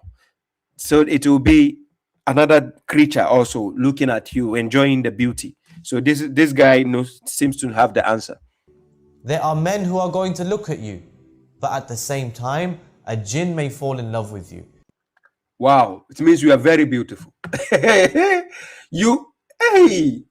So you look so beautiful that not even men now need falling. Hey, so are they telling us that Iblis didn't find the wife of Adam attractive? She wasn't beautiful enough. Yeah, so he didn't fall in love with her. Remember, God created her with the natural beauty, and she wasn't able to impress Iblis. And Iblis was more focused on Adam. Iblis doesn't know beauty.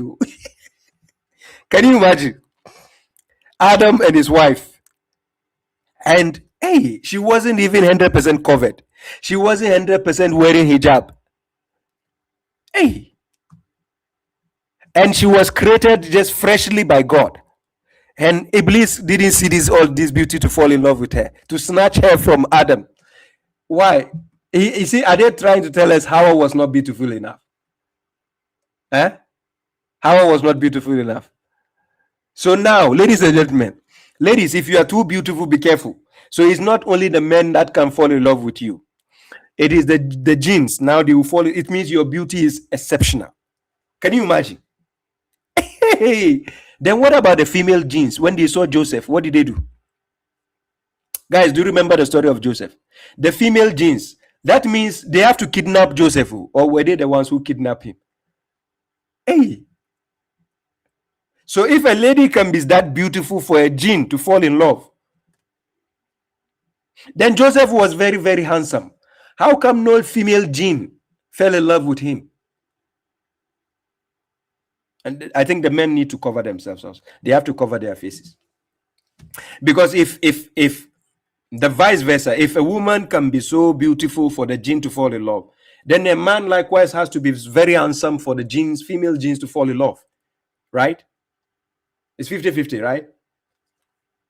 I don't know where this is coming. It's a Buddha says the female jinns are kept home by the jinns. The female jinns are kept by the Sunni jinns at home.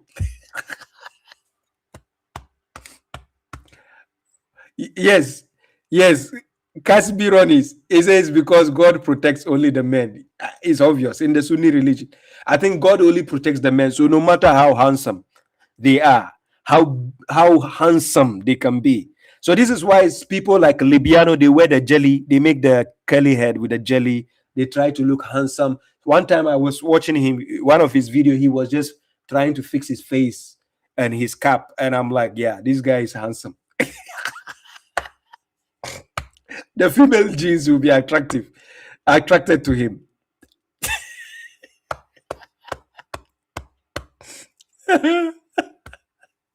Hey. Yes, Jihan, that is true.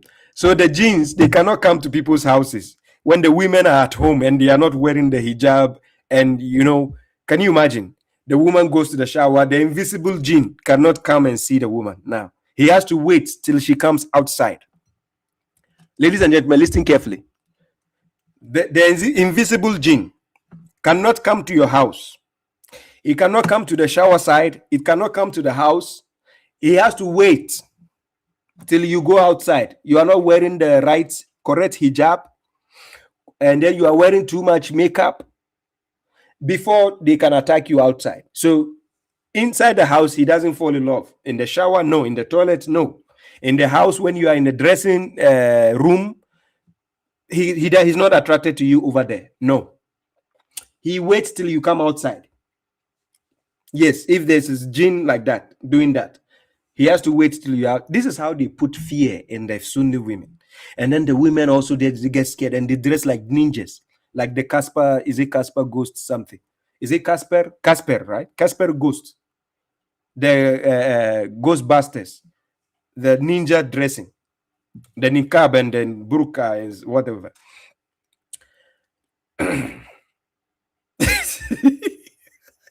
How can we take these people seriously? I'm serious. Why should we take them seriously? The common sense doesn't work. Can you imagine a jinn knows the shortcuts to come to your house, but he wait for you outside because you are not wearing the hijab very well, and then you are wearing too much makeup, so the jinn will fall in love. He fall in love with you outside, not in your house.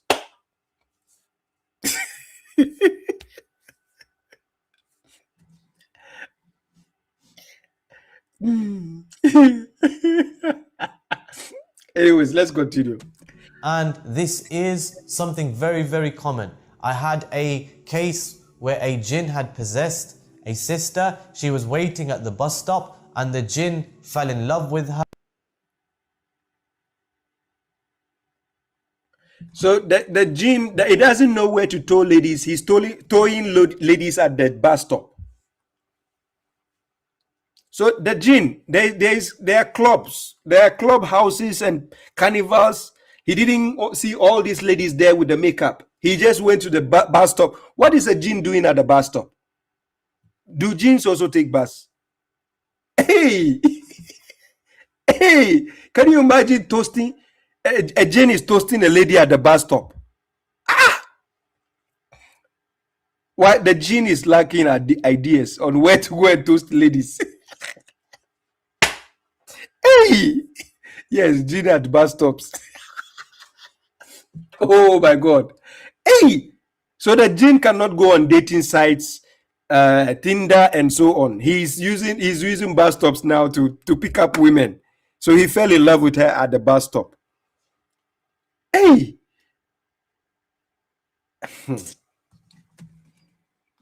She was walking through a park and the jinn followed her. She was waiting at the bus stop and the jinn fell in love with her and it actually possessed her. And when they fall in love, they're very, very difficult to remove because their love is like almost a blind type of love. It's like... Hey, so the jinns, they have blind love, ladies and gentlemen. So the ladies, be careful. It is only you, the jinns keep falling in love with you. I don't... Hey. Hey, hey, Sunni religion. Hey, yeah, the jinns are banned from changing room. The gym rooms, changing rooms, jinns are banned. They are only waiting outside at the bus stop. So, ladies and gentlemen, be careful. At the bus stop, don't waste too much time there because the jinns are now waiting there. They don't know where to find you now. It's the bus stop they wait. So be careful. That is the advice from this sheikh. Yes, the source is trust me, bro. Yes, that is his source. That's the only thing he can say. Trust me. I would rather die than leave this individual. This is how they do to threaten the women, to put fear in the women. But because in the Sunni cult, because they've already brainwashed people, mentally enslaved most of the people. These are their way to instill fear in their subjects. Do you see what they do? So not till you have people who can ask these people critical questions. Ask them critical questions. Ask them, the jinn it cannot come to the house. He doesn't know where to pass and come to the house. So he's only waiting outside. Invisible creature. He's waiting outside, right?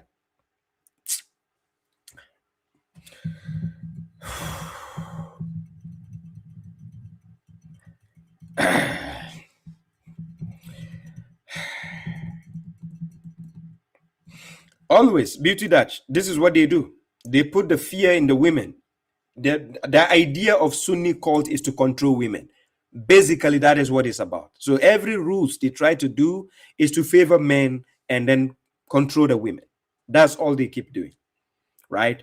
So always they are preaching. Look, there is a one video of this guy, Akhi Ayman. Akhi Ayman says these ladies who dress, the Sunni ladies who dress with the belt on the waist, which gives the contours of their body to give the liner.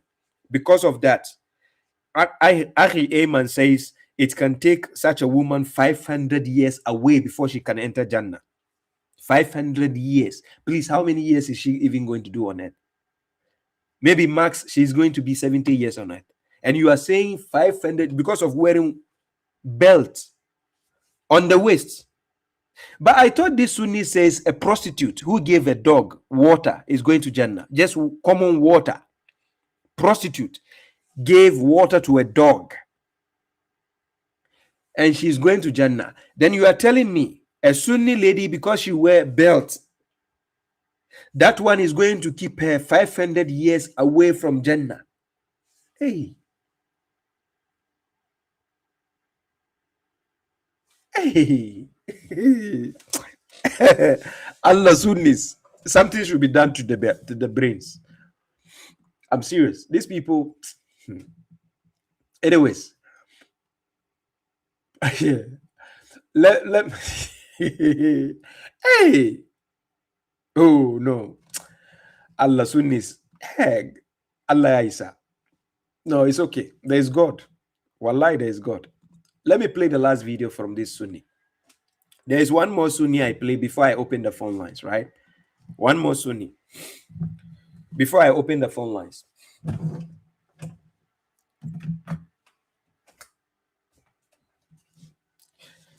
They are so obsessed with us.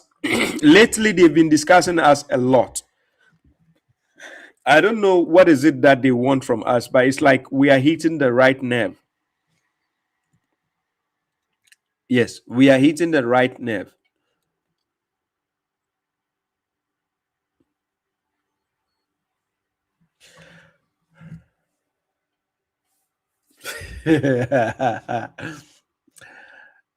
The jinns are not allowed in their houses. How did the jinn went to take the Queen of Sheba's throne? Was the throne outside or was it in the house? Right? Okay, so let me play the next video here. There is a growing number of individuals online who call themselves Hadith rejectors or Quranists, so I want to teach you guys how to... Point of correction, we are the trash rejectors. Point of correction, please. Trash rejectors. We are not Hadith rejectors. The Quran is the best Hadith. I don't reject the Quran. So the name Hadith rejectors, that is not befitting. We reject the trash. So please, our official name is Trash Rejectors. Wallahi lazim, we don't reject Hadith. The Quran is the best Hadith. Ahsan al-Hadith. As a matter of fact, Quran chapter 52 verse 34. It says, فَلْيَاتُوا بِحَدِيثٍ مِثْلِهِ إِن كَانُوا صَادِقِينَ. Let them bring a hadith like the Quran if they should be truthful. So we are not hadith rejectors. We believe in the Quran. The hadith of Musa is in the Quran. Allah ta'ala hadith of Musa, chapter 20 verse 9, is in the Quran. The Prophet Muhammad himself was told to narrate the favors God has done to him. فَأَمَّا بِنِيمَةِ رَبِّكَ فَحَدِّثْ, meaning narrate the favors of God to the people that God has done to you. And it's written in chapter 93, Surah Ad-Duha. And we see the hadith of Ibrahim and his guests. We see the hadith of Fir'aun. We see the hadith of Junud. We see the hadith of Gashia and so on. All are in the Quran. We don't reject hadith. We are not hadith rejectors. We see the hadith of Yusuf, chapter 12, verse 111. The hadith of Joseph is not a fabricated hadith. So we don't reject hadith. We reject trash, garbage books. Point of correction. Please, when you see them saying this nonsense, correct them. Say we only reject trash. We don't reject hadith. How to refute their claims in 60 seconds using only the Quran. Who does this guy think he is? Nobody even knows him.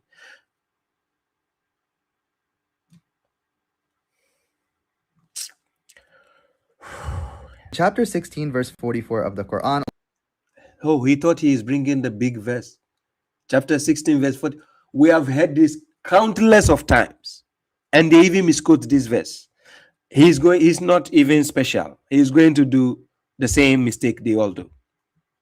Allah subhanahu wa ta'ala says, "Indeed, we sent down the reminder to you, O Prophet, so that you may explain to them what we have revealed to them." Notice that in this verse, Allah subhanahu wa ta'ala is giving the Prophet authority to explain the scripture.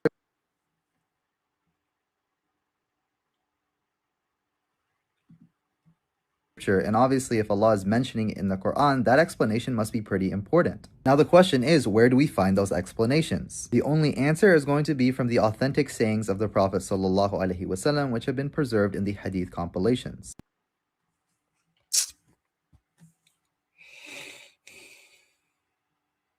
A common counter-argument people bring up is that, well, the Quran is complete. We don't need anything outside the Quran. We're not going to follow any speech after the Quran. But the verse that I brought clearly shows that Allah subhanahu wa ta'ala is giving the Prophet authority to explain the Quran. And if he's mentioning it in the Quran, then it must be authoritative on us. This is not to say that the Quran is incomplete or not fully explained. Rather, it is complete because the Quran tells us all of the sources we need to go to in order to derive our religious information from. For example, when we want to know what time it is to pray, we have to reference the sun. Well, obviously the sun is not inside the Quran, so we have to reference something outside the Quran. In the same way, when we want to know what a verse of the Quran means or how to implement a specific command or prohibition from the Quran, we have to reference the hadith of the Prophet sallallahu alaihi wasallam.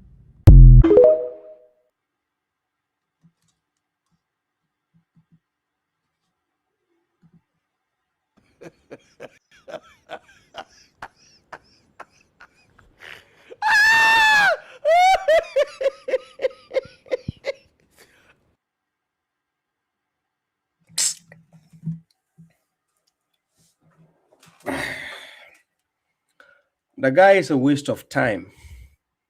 I'm serious. It's a waste of time. He thought he just made sense. All this gibberish he just spewed, he thought he was making sense. Anyways, let me just help him a bit. Let's so that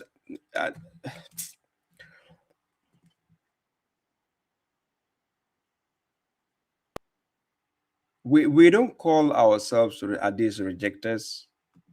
Quranists. So I want. You are the guys who gave us those names, Quranists and Hadith rejectors. You, the mushriks,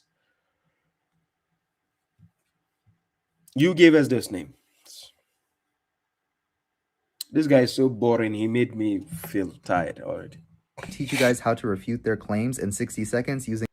He's going to teach you guys how to refute the people they call Quranists and Hadith rejectors in 60 seconds. Only the Quran. In chapter 16, verse 44 of the Quran, Allah subhanahu wa ta'ala says. Now, this is the chapter and the verse they like to quote without a context. Remember, the context starts from 43. These people don't quote the context. And even the verse 44, they don't start it in full. The verse 44 starts with Bil Bayyinat wa Zubur. Bil Bayyinat wa Zubur. They don't quote that. They will just say, وَأَنزَلْنَا إِلَيْكَ الذِّكْرَ لِتُبَيِّنَ لِلنَّاسِ مَا نُزِّلَ إِلَيْهِمْ وَلَعَلَّهُمْ يَتَفَكَّرُونَ. This is the verse they like to quote a lot, but they are oblivion to what it says. They don't know what it says. So what they do is they do word swapping. They will swap the word az-zikra and put the word Quran there. It's not the same. Chapter 38, verse 1. Suad wal Quran is the zikr. The Quran possesses the az-zikra. Understand the difference. In order to understand this difference, read chapter 16, verse 43. In chapter 16, verse 43, you will see God saying, Fas'alu ala zikr in kuntum la ta'lamun. Ask the people of the remembrance if you do not know. So there is the people of remembrance already. The azikra, it has its own people in the past already. So by going forward to say, وَأَنزَلْنَا إِلَيْكَ zikra, then you say that is the Quran. No, that becomes a contradiction. Because it will sound like you are saying the Quran was already revealed in the past, and here is the Quran again. So the idea of saying the Quran is the zikra is confusing. Quran doesn't say the Quran is the zikra. However, the Quran rather says you find the zikra in the Quran. As a matter of fact, chapter 38 verse 1 tells you the Quran possesses the remembrance. Then it goes chapter 54 verse 17. It says وَلَقَدْ يَسَّرْنَا الْقُرْآنَ لِلْذِكْرِ فَهَلْ مِنْ مُدَّكِّرٍ. Chapter 54 verse 17. It says we have made the Quran easy for the what? For the zikra. Yes, we have made the Quran easy for the what? For the zikra, for the remembrance. So the remembrance of the Quran is what God what? Protects. Inna nahnu nazzalna zikra wa inna lahu lahafizun. So when God is talking about that in chapter 15 verse 9, he's talking about the remembrance of the Quran God is preserving. So that is why it is being memorized and so on, and people can. It is the remembrance which is being preserved by God.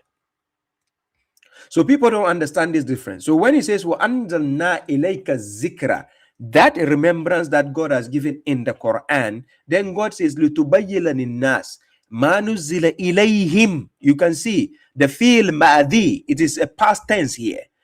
If God was talking to the believers and including Prophet Muhammad, he would say, وَأَنزَلْنَا إِلَيْكَ الذِّكْرَ لِتُبَيِّنَ لِلنَّاسِ مَا نُزِّلَ إِلَيْكُمْ. If God was talking to Muhammad and his people, he would say إِلَيْكُمْ. But he says مَا نُزِّلَ إِلَيْهِمْ, because there is al-zikr already. Then he says وَلَعَلَّهُمْ يَتَفَكَّرُونَ, so that they might give thought or they might ponder. But sectarians having been taught how to understand the morphology of how the Quran breaks issues down, because to them Quran is nonsensical, so it is the Hadith book which has to explain the Quran to you. This is how they have been taught. So fast forward, listen to the gibberish he's going to say. Indeed, we sent down the reminder to you, O Prophet, so that you may explain to them what we have revealed to. Then what is the case of God says, لا تحرك به لسانك لتعجل به, chapter 75 verse 16 to 19. Listen what God says. He's telling the prophet, do not hasten with your tongue in order to move with it. Then he says, inna alayna jama'ahu wa qur'anahu fa iza qara'nahu fattabi'u qur'ana. Then he says, thumma inna alayna bayana. So then he says, indeed upon us it is clarification. So God is the one to do the clarification of the what? The Al-Quran. Nowhere in the Quran does it ever say the prophet should do the tafsir or the clarification of the Al-Quran. You only see where he says وَأَنزَلْنَا إِلَيْكَ الذِّكْرَ لِتُبَيِّنَ لِلنَّاسِ, and this تُبَيِّنَ لِلنَّاسِ is talking about making it known to them. When you read chapter 3 verse 187, you see a similar instance where God was telling the people of the book, the children of Israel, to make it known, to make what is in the book known. لِتُبَيِّنُنَّهُ. لِتُبَيِّنُنَّهُ. It means to make it known to the people. You see? So the sectarians will normally be quoting this verse to say, oh, it is the Hadith, or to say, oh, it is the Sunnah. This is how they've been fooling people for years. I dare them to face me in a dialogue one. They can't stand me in these issues. They don't know the Quran. I'm telling you for a fact.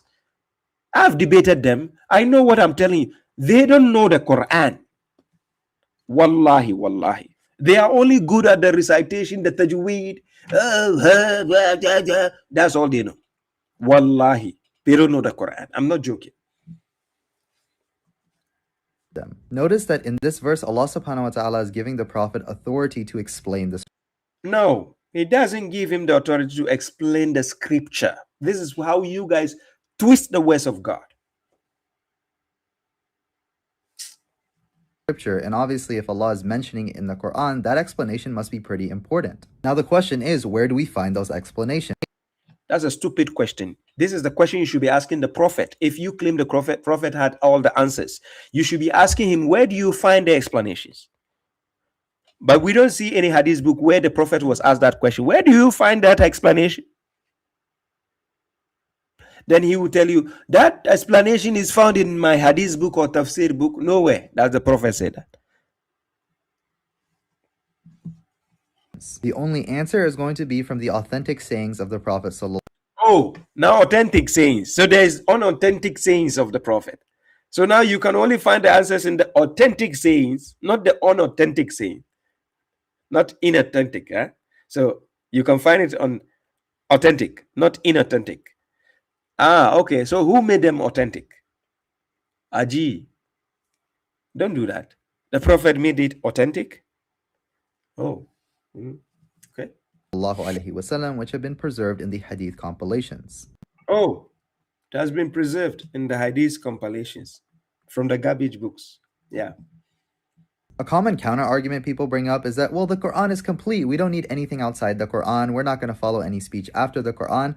But the verse that I brought clearly shows that Allah subhanahu wa ta'ala.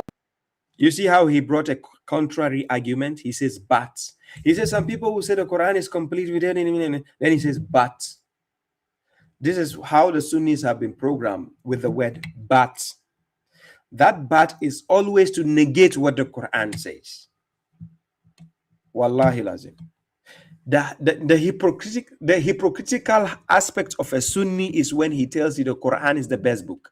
This is where I see them as confused bozos. When they say the Quran is the best book, do they follow it? Do they practice it? What is it about the Quran that they follow? Then nothing, as absolutely nothing. Sunnis actually hate the Quran. This is why when you follow the Quran alone, they hate you. Wallahi lazim.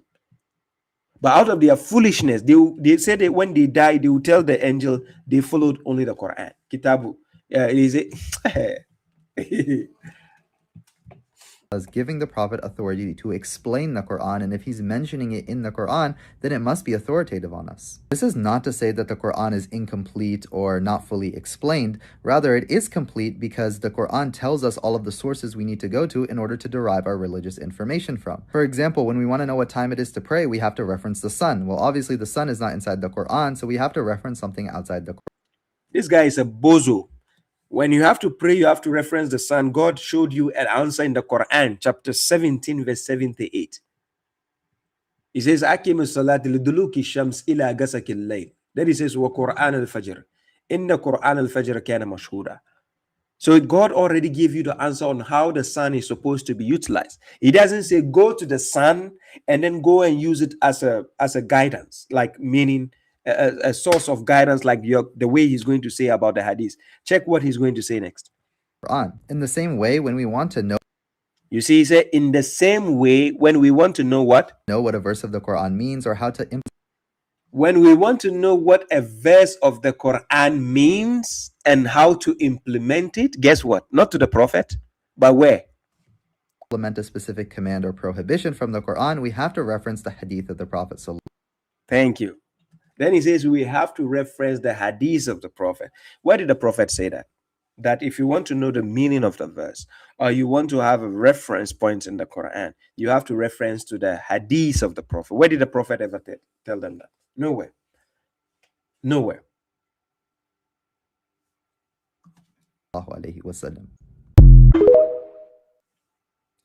So, ladies and gentlemen, these are the mushriks for you. This is how the mushriks have been programmed. This is their way of reasoning. This is why they cannot stand Baba Shuaib, but to always say, can I ask you a question? Can I ask you a question? Any Sunni who comes to face Baba Shuaib, do you see how they panic when I have to ask them questions? Wallahi, they panic. Wallahi. Any Sunni you bring me here, if I have to ask them a question, they panic very, very much.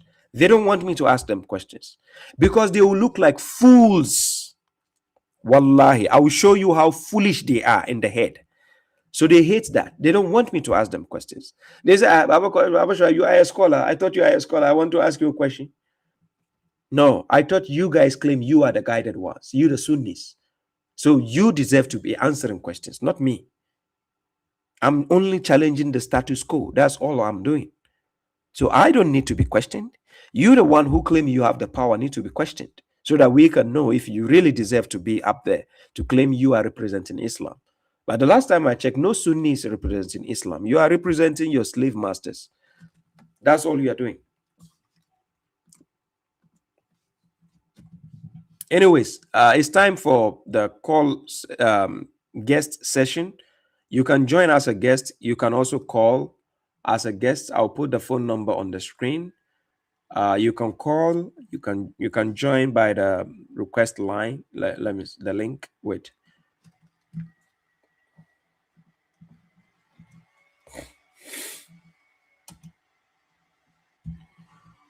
Yeah, so this is the guest link. You can join as a caller. For those on TikTok, if you are a Sunni, you're waiting for me, you can send a request. Moderators will check and bring you out. But if you are a Sunni here, write in the comment section that you are a Sunni, you want to hop on and ask me a question. My moderators will bring you up. Right? So, yeah. I'm ready for you, the Sunnis. If you're watching, I dealt with you, the Sunnis, today. I brought you all your Dawa bros and your scholars. So if you're ready for me, I'm here, Baba Shuaib. Don't wait till I go to sleep before you come online bragging. I'm available now. All the you, the Sunni bozos who are doing videos against me, you know the times I do my live stream. You know when I'm available, but you don't have the balls to call on my program and face me. That's what baffles me. So when I'm on live stream and I open the phone line, please have that balls. The same balls I used to talk, have the same balls and hop on. Let's banter it out. Let's go head to head. But please, I need people with brain. I need Sunnis with brain. I know how it is difficult to have Sunnis with brain. I think there should be a t-shirt. Yeah, I need to make a Sunni t-shirt. I need a Sunni with a brain.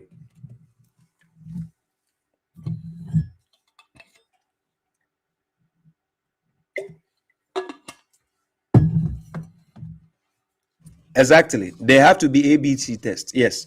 It is obvious their brain doesn't work on ABC. That is why I asked them, are you married? Because that question resets everything. Have you realized some of them, they become emotional when I ask them, are you married? Guys, have you noticed that? Usually when I ask them, are you married? They get emotional. Some of them, they become offended. I'm serious. Have you noticed that? Fatima Tuzara says, please, I have a question. Please, how do you further interpret ambiguous ayahs? There is no such thing as ambiguous ayahs in the Quran. Please, point of correction. Mutashabiha doesn't mean ambiguous. Please. It is not ambiguous. It means similar. Similar ayat. It's not ambiguous. It's an insult to the words of God to say some verses are ambiguous. It's an insult. But people don't understand this. They keep repeating, oh, ambiguous verses, ambiguous verses.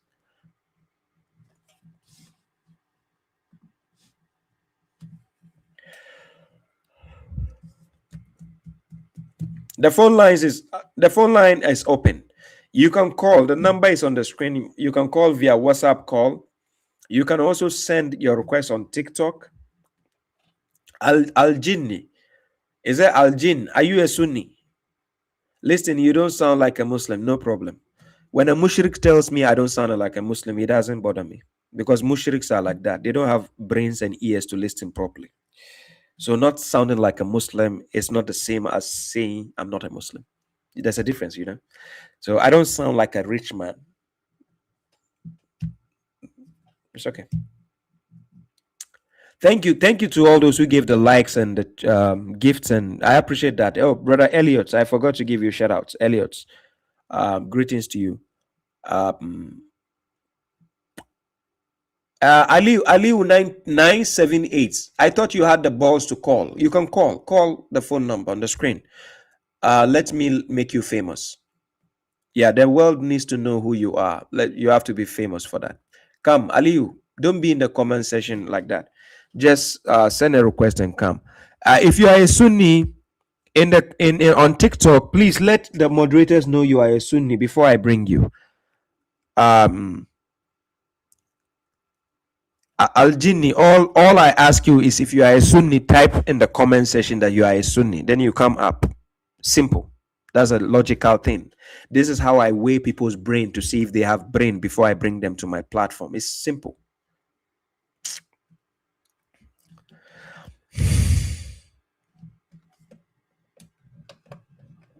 Bluetooth.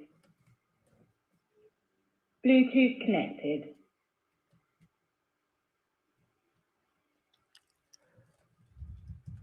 Exactly. Tori, you said it right.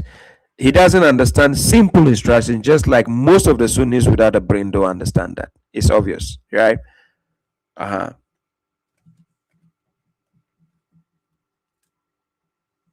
Hello?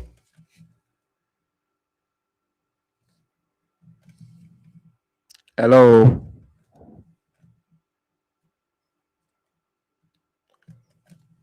My guy, I cannot hear you. Are you talking?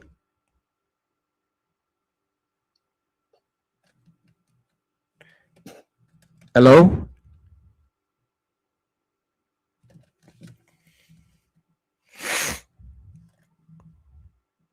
It doesn't look like you have eaten. It doesn't seem like you want to talk.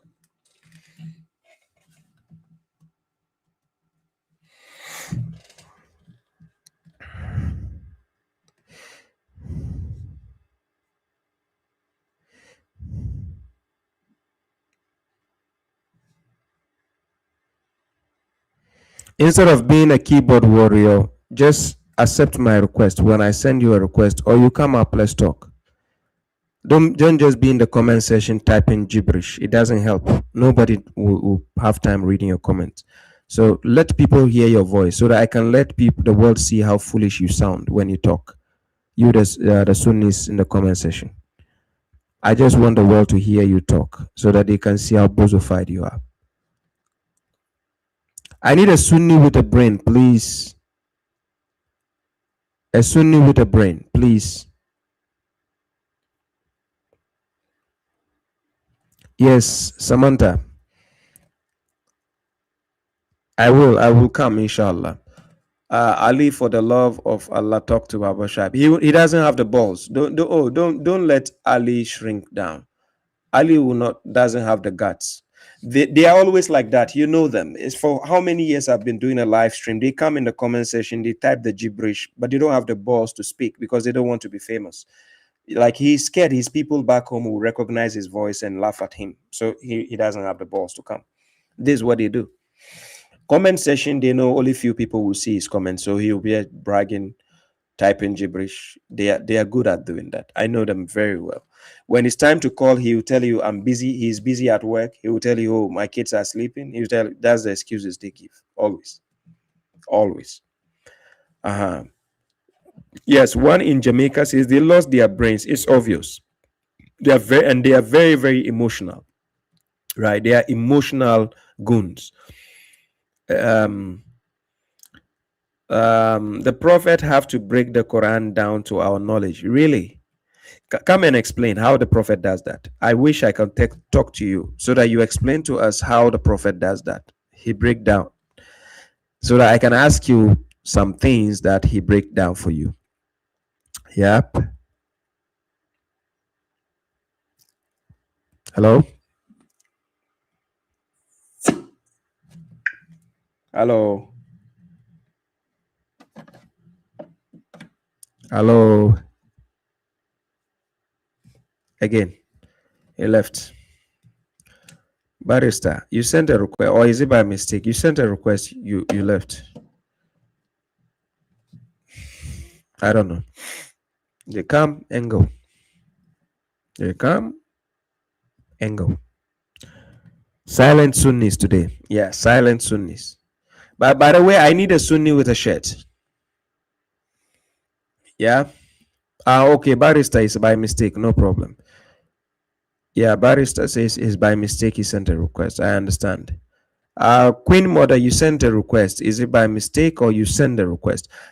Please, the people who send a request, let me know if they are Sunnis. There's a Sunni sister, it's Raisa. She has a hijab, so I'm thinking she's a Sunni. So let's try this. It's a Sunni sister, right?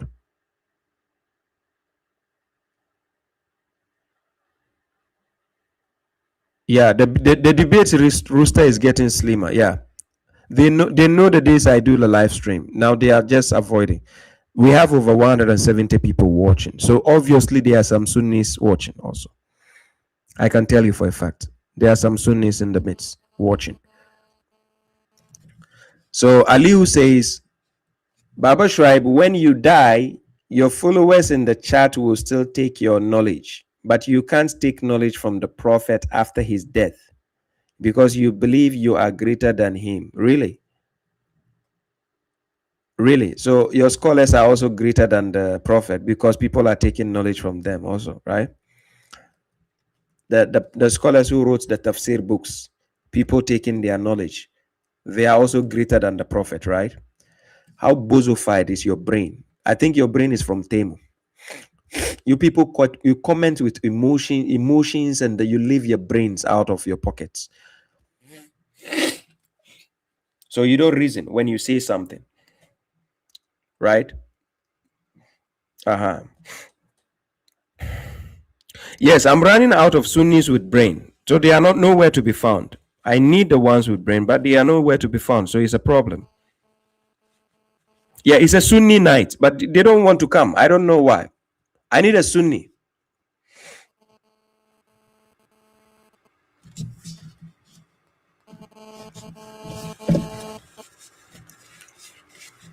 Aliu, I opened the phone line specifically because I saw you and I'm like, oh, Aliu, let me give him the chance to come. I thought you would call. You will be a man to send a request.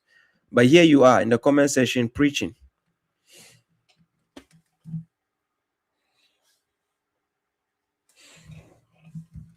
Any Sunni with a brain, the real lady CEO.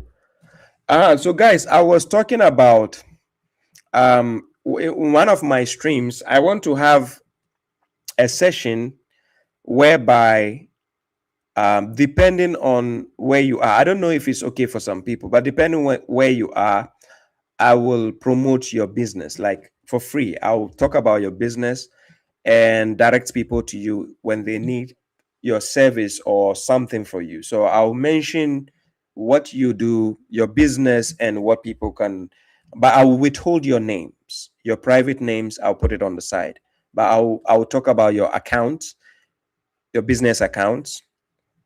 Then it's like an advertisement. Then people can go to you, and patronize your business. I'm thinking of that. I've already started drafting something like that, but I think I might have a separate page because whilst I'm doing the video logs, when I'm moving around, I'll be doing video logging, the vlog. So yeah, so then I can, do that also for people. Yeah, so I just remembered that when I saw Real Lady CEO, I remembered that she's doing well. She has a business of selling clothing, all styles and designs for women. But I'll be doing that for everybody, right? Who has a business, and people need to patronize depending on where you are. It doesn't matter, but I'll withhold your name from it so that it doesn't sound like people will know personal distance. Yeah. Chris says, ¿Cómo estás? Bien, bien. ¿Y tú? Let's see. Brain for sale. Brand new. Quran alone. Very clever. Long shanks. I like this joke. Yeah, it's a great idea. I feel like we need to help each other, right? It's a community. So yeah, we need to help each other to grow. So need a more emotionally triggered headline to rage bait them. No, the rage bait, it happens on TikTok every Sundays. The rage bait, when I put Quran alone is enough. Yes, it does work very much, right? Rage bait, let me see. let me do this. It's a good idea you brought up, but let me do this.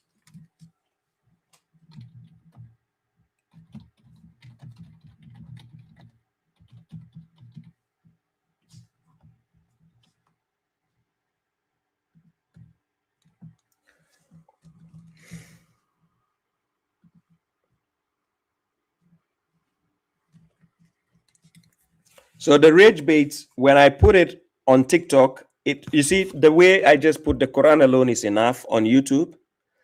When I put it on TikTok, it works like magic, right? It works very much. So that the reason why the rage baits thing with YouTube, I know people know I stream on Wednesdays or Thursdays, so they know the days they can get me online, right? Yeah. But rage bait, it works more very, very sharper on TikTok. Yeah. So yeah, Sunnis, if you send a request, please write in the comment section that you are a Sunni. I don't know why the Sunnis are not doing that. A lot of people have sent requests, but I cannot tell. Some sent by mistake. I don't know if some are Sunnis. I want a Sunni, please. I got another I can't sell. Sunni brain. Baba, how did the early Muslims know which hadiths were Sahih or Dhaif if Bukhari's great granddad wasn't even born yet? What verification method did they use? That's a good question. That is a very good question. And I've seen videos from this guy, Farid Response, trying to speak about this kind of issues, and he's still not making sense. Right? The gradings are not even approved by the Prophet. It wasn't the Prophet who taught them how to do the gradings of hadith. So can you imagine? We call that bid'ah. In their own cult, it's called bid'ah, innovation. They say, kullu bid'atin dalala. Every bid'ah is error. Wa kullu dalalatin finnar. Right? And he says, every error leads you to hell.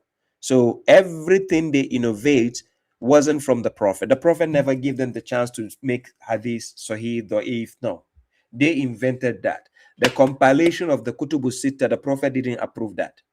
So that is also bid'ah. All the things they innovated, the science, hadith, is not whatever chain of narration, all out of coverage area. That is bid'ah. So according to their own books, every bid'ah is dalala. So that is clear misguidance. Right, so they bring in the concept and saying the Kutubu Sitta and so on, the hadith. No, it's a lie. Right? Fadi Lineage says, can I call? I want to ask about hunting, or if you can answer if it is okay to hunt with a bow, an arrow, or gun, as long as the animal is not dead on the spot. If you shoot an animal, make sure you don't strike him to die on the spot. You strike the animal in the body part that will not kill him at once. Then you slaughter. This is what God says, according to chapter 5, verse 3. Hunting is allowed. But when you are hunting, make sure the game you are hunting for, you don't shoot it to die on the spot. Or maybe you don't strike it with a bow to die on the spot. Right? You have to catch it before it dies to slaughter, even if you shoot a part of the body. So meaning, don't shoot the head. That is more likely to let it die. You can shoot any part of the body before you slaughter it. That is allowed, according to chapter 5, verse 3, right? This guy, 120G, guys, moderators, can you silence him on TikTok? He's a bug. I don't know. He's just spamming. Every time he comes here, he's just spamming my distance. Block him. Take him out. Yes, for fun, no. Not to do that for fun. Like shooting animals for fun, no. But why is mainstream Western media and Christians against Muslims, aka Sunnis, and they don't care about Quranists? Why Quranists and Christians seem to like each other? Because we kind of have a similar argument. Because the enemy of your enemy becomes your friend, right? The enemy of my enemy is my friend. So what we and the Christians are doing, for instance, God Logic will love to watch me because he can pick certain ideas from me that he can use against the Sunnis, and it works, right? And besides, I can watch God Logic or some shampoo facing them using certain arguments that I can also use, and it will work for me. So the enemy of my enemy is my friend, meaning we have the same enemy. Sunnis are their biggest rivals, and Sunnis are our biggest rivals. So that's the point there. Wahid, is it Wahida? Is it Wahid Abula Saka? Salam alaikum. Yeah, thanks for everything. Thank you. I appreciate you. Yes, the guy Aliu. Guys, forget about the Aliu. He will not call. So just allow him to be in the comment section. He's just emotional for nothing. Anyways, I can pick any random caller now. I don't think I need to wait for the Sunnis to show themselves, because now they are scared. I've done a lot of damage on them, so they don't want to mention if they are here. The Sunnis don't want to be introduced anymore. So let me go like this.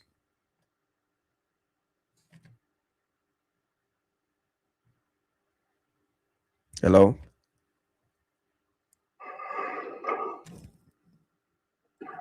Hello? Hello? Okay, I'm sure by mistake again. I'm sure it's by mistake. So that is why I don't want to be picking random people. I just want people to tell me they are Sunnis here and then. Sunnis at the bus stop now searching for the next date. The Sunnis are at the bus stop, right? Kind of nose goat. Sunnis are at the bus stop. They don't want to come to Baba Tribe now. There's no World Cup being played today. The platform is free. I just want them to come. Kamis, yeah. Kasmi says, I have to go now. Peace to you, bye-bye, and everybody. Thank you. Stay blessed. Have a good night to you, bro. 3-in-1 shampoo washes conditions, moisturizes, theology, Father, Son, and Holy Spirit. Yeah, 3-in-1 shampoo and 3-in-1 Nescafe, right? They do not want this question. Who asked you to be a Sunni? Yeah, it's true. They don't want that question. The Sunnis don't like me when I ask that question because they don't have the correct answer for it. So it makes them look stupid.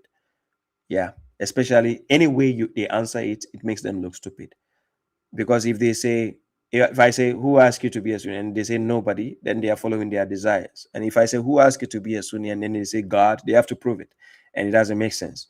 And if they say prophet, still prove it. Still doesn't make sense. So they have no way out. I just want the world to see that Sunnism doesn't exist in Islam. That's why I'm doing it. Hey, my brother Musin, I see you, my dear brother. Salam to you, right? Right. I was waiting for a free time to get back to you. I appreciate you, bro. Yes, I saw your gifts. God bless you. Guys, the Sunnis don't want to come. I don't know why. The Sunnis today, they don't want to be famous. It's quite unfortunate because they say, Baba Shaib, when we come on your platform, you make us famous. You put our video on TikTok. I will do that. Obviously, I want the world to know you, how bozofied you are in the head. You the Sunnis. So yes, I'll show the world how bozofied you are. If you are not a bozo, then come and face me. If you are a bozo, then obviously you'll be a famous guy. So that is why. Saneta says, but what if they say Sunni is Islam? That is wrong. Sunni is not Islam. Prophet Muhammad never said anywhere that Sunni is Islam. So whatever they say, they don't have a way out. You cannot say you are a Sunni Muslim. The Prophet Muhammad was not a Sunni Muslim. So then what are you? You understand? You cannot be different from what your role model is doing, which means that's not your role model anymore. So they can claim whatever they want, but the reason why correctional officers sit here to put them in that position is to show you that who they are. They don't even know what they practice, right? Baba, do you believe the past prophets were also sent the same Quran? No, I don't believe like that. Long chance request. Are we? So Sunni, please, Sunnis in the comment section, let me know you are here. Or okay, I just take random, my regular people. Let's forget the Sunnis. They are scared. Let's cut them some slack. They are scared. Assalamu alaikum, Baba Shwaib. Wa alaikum assalam, my dear brother. Baba Shwaib, I want to bring something to your attention. Yeah. So about 3-4 years ago, there was a trend where people were starting to read the Quran and they were reverting or converting to Islam. And there was this girl that she became popular because she started that trend. I'm not sure if you're familiar with that. When they were like documenting their journey of reading the Quran and eventually becoming a Muslim. So what ended up happening is this girl became really popular, and then everybody else started following this trend on TikTok where people started reading the Quran, and a lot of people converted or reverted, however way you want to phrase it. So recently she came up on my feed, and she's discussing how when she reverted, everything was beautiful. She was reading the Quran, and now when she's going to mosque, they're pushing these ideologies that's not in the Quran. So she is naturally inclined to being Quran alone, and the sectarians are attacking her. So I made a comment and I said, "Hey, are you familiar with the Quran alone community?" And she was clueless. She didn't know what I was talking about. She said, "Why don't the Muslims stand up and stand for the Quran? I don't hear anybody in the Ummah." And she has almost 1 million followers. So I'm trying to bring this whole thing to her attention, and her comments are just flying off the charts. And she kind of reads it, said, "Quran alone, what is it?" And then she moves on. So I'm trying to connect with her to say, "Hey, just check out the account for Baba Shwaib or Muhammad from God or Noor Milani, and you will see you're not alone in what you're thinking." So anyway, she's kind of trying to find her way, and the things she's saying is exactly Quran alone, but she feels all alone. And her name, her username is Megan_B_Rice. If she becomes aware that there is a such thing as Quran alone, and I said it, she read it, she said, "Oh, I don't know what it is," and moved on, I feel that it's going to not only benefit her because she has a lot of followers, it might increase the message of what you're trying to do. I just wanted to bring it to your attention. On which platform you say she is? TikTok. She's on TikTok? Yes, Megan, MEGAN_B. There, somebody put it in the comment. _Rice. So she's on TikTok and she doesn't know about Quran alone? Exactly. So just a couple days ago, she was complaining about how these people, the Ummah is forcing her, the religion police or whatever way she was referring it. That's not what the Quran says. I don't care what you guys say. And when I told her, "Hey, are you looking at the Quran alone?" She said, "What's that?" And then she just moved on because she was just discussing different topics. So I tried to reach her multiple times. I kind of tried to spam too a little bit to please check out these accounts. And I said, "If God willing, you will find these accounts." And I don't know if she read it. I was hoping that maybe you can try to reach her. No, you see, for me, the way I understand the guidance of God and the way I understand how people seek the truth, when people are looking for something, you don't chase them, they come for it. And when they come for it, they look for the right people to connect with, right? So sometimes I feel like if you're chasing somebody to say, "Hey, come, we have the guidance here," I feel like for me, this is how it feels. It feels like I'm trying to just get the number of people to join. You understand? I like the genuity of people when they are searching for something and they are curious. They are asking questions to find the right connection to meet people. So I give you an example. You saw our discussion with Grayson Brook, right? Or I even contacted him last time. I need to contact him again because I told him I'll likely want to meet him when I come to the US. Grayson Brook, you watch my program with him? I watched all of your programs, but I don't really memorize other people's names. I just memorize yours. Oh, okay, and the the writers. kid from the US, he also did a program with MFG. So after MFG, then I did a program with him. Grayson Brook. He has over, I think he has over 300,000 subs on YouTube, and TikTok he has over 300,000. I think so. Also, so for me, you see, when people start questioning things, like when you have you ever watched a video when she's questioning, typically critically, she's questioning the sectarian point of view. Yes, and she's actually refuting them. And she's saying, why am I the only one defending the religion? Where is everybody? Why isn't anybody else saying this? And I'm saying, there is Quran alone. And she's like, what's that?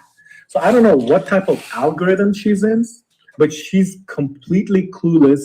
And everything she's refuting, she's literally in a war battle with them. And people are saying, oh, your hijab. And she's saying, look, it's khimar, God, and the things that you guys are saying. And naturally, she's guided to the Quran alone movement. But the fact that she's completely clueless of it, my mind is just, oh my God, what's going on? How does she not even know this? She's following one of our sisters, Aya Honey. Aya Honey has a podcast page on TikTok. She's following her.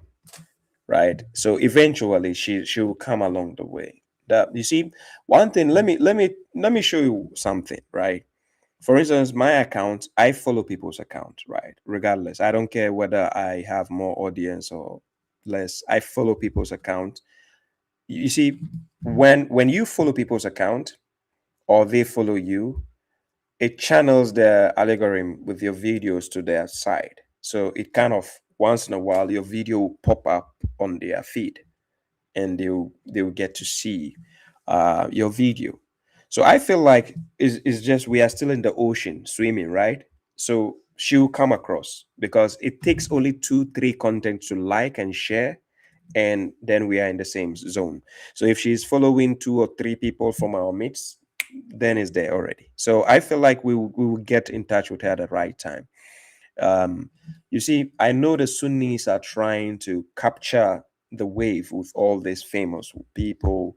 There's a guy called, is it Devon? I don't know if you know the guy who said he used to study the jinn, something. Yeah, I followed him. I actually followed him during the time when he was practicing it. Yeah. And during his transition, it was interesting. Yeah, it was interesting. So Devon follows me on YouTube, and I followed him too. And I follow him on Instagram, and he watches my video also from time to time. But the point is, you see, people can still be connected with you without actually talking to you. Yes, they can be connected to you, but without talking to you. So it just takes a matter of time before the person really finds a connection. That is when they feel entirely helpless.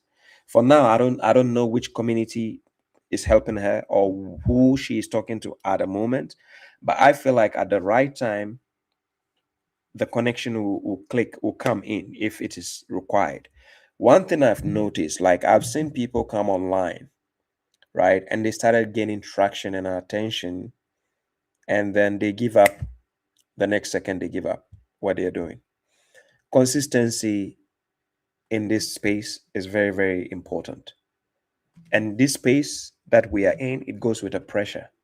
Like if the magnitude of pressure that goes with the content creating when it comes to Quran alone is heavy, right? It's heavy. It comes with a big backlash, and you have to have a strong backbone, right? So the consistency to keep up is a daunting task. It's not an easy assignment. So I feel like at the right time we will connect, inshallah. But when you go to a page, you can just put the ads, you can put MFGs, you can put all the Quran alone, people who create content, put it on her distance. Her mind will come up to check, inshallah. Or you share a particular video to her, she'll see it.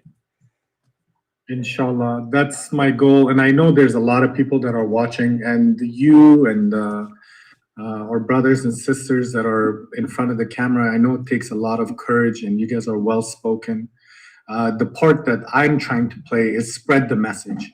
And whoever I come across, whenever they come, I just keep sharing. It's not about come follow me, look at me, like me. It's more about here's Baba Shwaib, here's MFG, here's Noor Milani, here's a few people that I respect.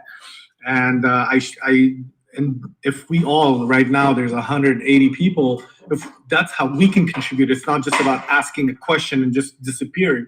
It's about growing this. It's a grassroots movement. For the past 2 years or so that I've been turning to this movement, I thought I was all alone. When I started discovering this, all of a sudden these other accounts started coming up, and it's growing fast. And I see the attack that's coming towards the Quran alone community. Yeah. And there's a verse in the Quran, you know it better. And if you, I don't have it memorized, but I know you have it memorized. There's a verse that says, the truth has come and falsehood will vanish. Yeah. The truth has come. And today in the chaotic world, we're standing for the truth. And the falsehood will vanish, inshallah, because God is on the side of the righteous. So Salam, thank you, enough brother. is enough, I don't want I to take see. too much of your time. No problem. By the way, that is chapter 17, verse 81. Ja'al haqq wa zahaqa al-batila inna batila kana zahuqa. Chapter 17, verse 81 is there. Alhamdulillah. Thank you, brother. Assalamu alaikum. Wa alaikum salam. Thank you. Peace. So guys, since the Sunnis refuse to join, I have to pick like minds, people who agree with the truth. So enough is enough. I see you, my brother. Peace to you. Masi Khan, salam to you, all those joining. I see Fazle Haq. The Sunnis refuse to join, right? So on YouTube, I'm almost 3 hours into the program. I think when I get to 3 hours, some few minutes, I need to end the YouTube live stream. I'm still on TikTok though. So Saneta, you sent a request. Is it by mistake? Samantha, also you sent a request. Let me know if it's not by mistake, then I can bring you. Kindly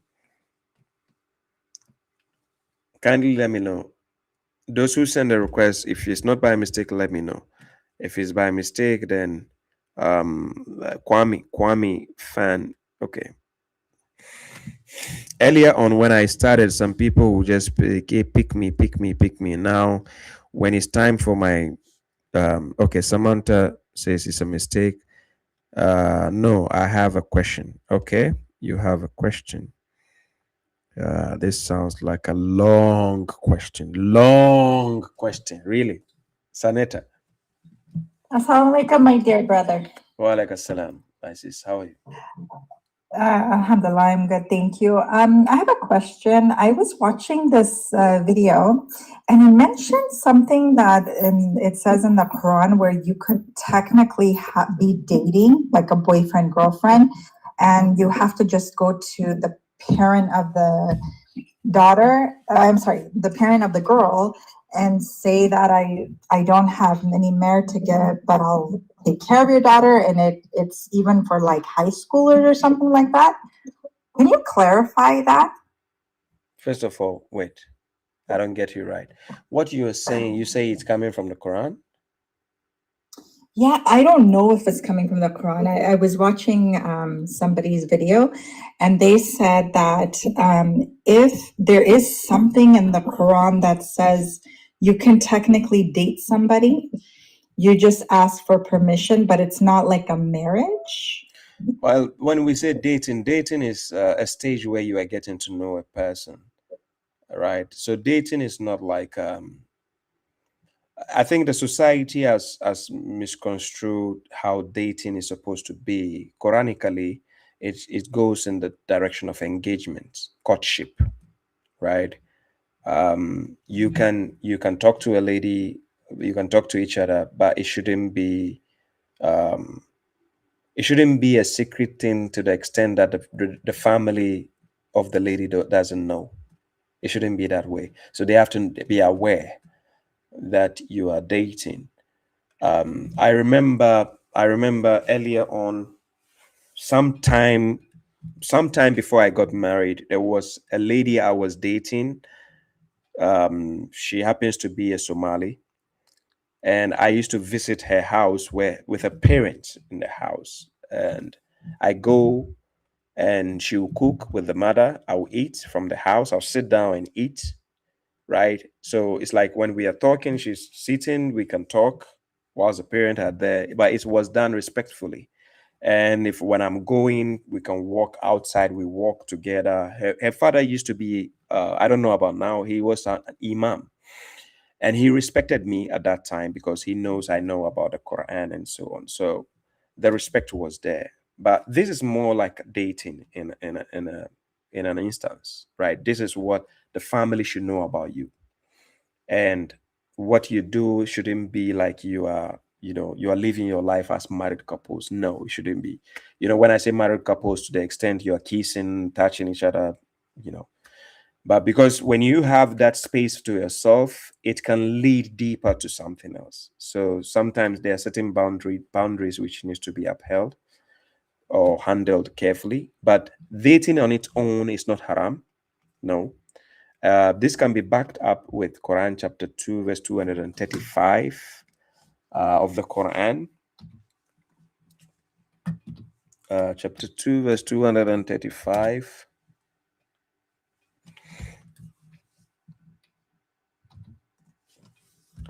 So, yes, Quran chapter 2, verse 235 explains something of that sort. It talks about the courtship of women, the engagement of women, because then you're engaging the lady in an instance of which leads to marriage, right? It leads to marriage. So this is something the parents are aware and likely leading to marriage. So you're at the stage where you're getting to know the person, because let me tell you what, you see the kind of scenarios where somebody will just see somebody online, or you meet a person and you feel like, oh, you have a crush on a person and then like, I want to marry the person. If you give yourself 1 month to know the person, you realize that they have certain personalities you cannot put up with. You cannot stand that personality. You'll be like, what? No, I cannot marry a person like this. So it goes both ways. So it's good to be on the dating side where you get to understand each other, know each other to the certain level that you feel like you can tolerate each other in the same space in case you move in together. So this is what dating is about. So dating on its own is not something which is haram in the Quran. No. Okay, maybe I just heard partial of the clip and didn't understand, because when I heard that, I thought, well, what's the difference between this and the Shia people? Well, where they say you could basically do the marriage for one night and then leave, or it's a certain time period. No, this is like so maybe I misunderstood the clip. This is like a test drive they are talking about. That's a test drive. The Sunnis are telling you to do test driving. So the guy will go and sleep with the lady for one night, marriage for one night.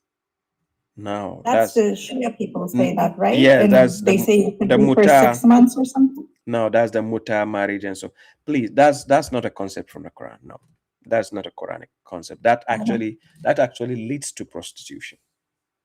Because what happens if the lady sleeps with the guy one night, he doesn't like the sex, then he's like, okay, I'm moving on. Then she goes to do with another guy like that. Then she doesn't like the sex. Then what is going on? Okay. Thank you so much, brother. Yes, you're welcome, sis. Thank you. Any Sunnis here?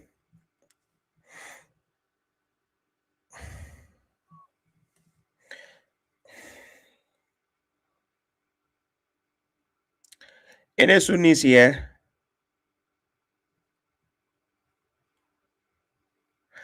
CAS 2025 says, I lost my Christian family because I became a Muslim. I lost my Sunni wife because I only believe in the Quran. It's a tough world, right? It's difficult, right? I know. It's difficult. Nah. Yeah. I know, don't worry. We are building a community. We are becoming a bigger community. So don't worry. You'll meet a like-minded person where you can connect with at the right time. Don't worry. Nothing is permanent in this life, right? Yes. Samantha says the Quran alone life is lonely because we are at the building stage. I think we are at the stage where we are now connecting. So we are not like a well-established community where people, I know there are a lot of people from UK who are Quran alone, but that will be established. This is something I'm working. I think all these things, when there's a gathering, people can meet, people can talk. This creates a mutual connection where people get to meet each other. That's how a community is created. So I guess that the loneliness is because we feel like we are online. So platforms like this, when we create a live stream and I'm sitting here, this is what brings a lot of people together. But there should be a different way of getting together. So we are creating that, and that should come into fruition, inshallah. Line in. Yeah, salam. Assalamualaikum, Baba. How are you doing? It's Omar from Canada. Yeah, Omar Sator, I noticed that. How are you? How is your family? I'm good, brother. I'm good. They're here. We're doing good. We've been away a bit from the program, so we're kind of got our free time back. So now we're back at it. Yeah, that's good. I didn't have a question, but I wanted to bring 2 or 3 verses that I read in prayer the other day that I find quite interesting. And this is from Surah Muhammad. I think it's chapter, is it 47? I think chapter 47. Verses 23 to about 26, let's say. So it said, those are the ones who God had cursed. So he made them deaf and blinded their eyesight. Then the next one says, do they then not contemplate the Quran, or are there locks upon their hearts? And I find the next 2 verses particularly more interesting.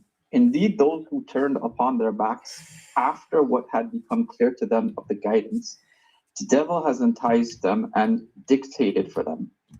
That is because they said to those who hated what God has revealed, we will obey you in some of the matter, and God knows their secrets. So I find it interesting, 24 and 25. 24, God mentions the Quran and about contemplating on it, asking them a rhetorical question. Yeah. And then the polar opposite, they're using or. If they don't do that, it's essentially them locking up their hearts, putting a lock on their hearts, right? So to unlock your heart and get tranquil in your heart, the Quran can do that for you if you contemplate it. And I find verse 25 quite interesting in the sense that this verse, all these verses were revealed, 1400 years ago during the time of the Prophet. Yeah. So if God then says in verse 25 that those who turn upon their backs after what had become clear to them of the guidance has to be referring back to the Quran here. Yeah, it is the Quran. The devil, yes. And then it says a clear-cut statement. The devil has enticed them and dictated for them. Is this not pretty, if we don't say like explicit, because it doesn't say the word hadith, but implicit that these are any books, these hadith books, this is the Sayyid books and whatever, 617, whatever books they have, and any number of books thereafter, all these books are after the guidance came. So what did the South statement basically say? Those books are for the devil, and what's in there is dictating for the Muslims who are following that.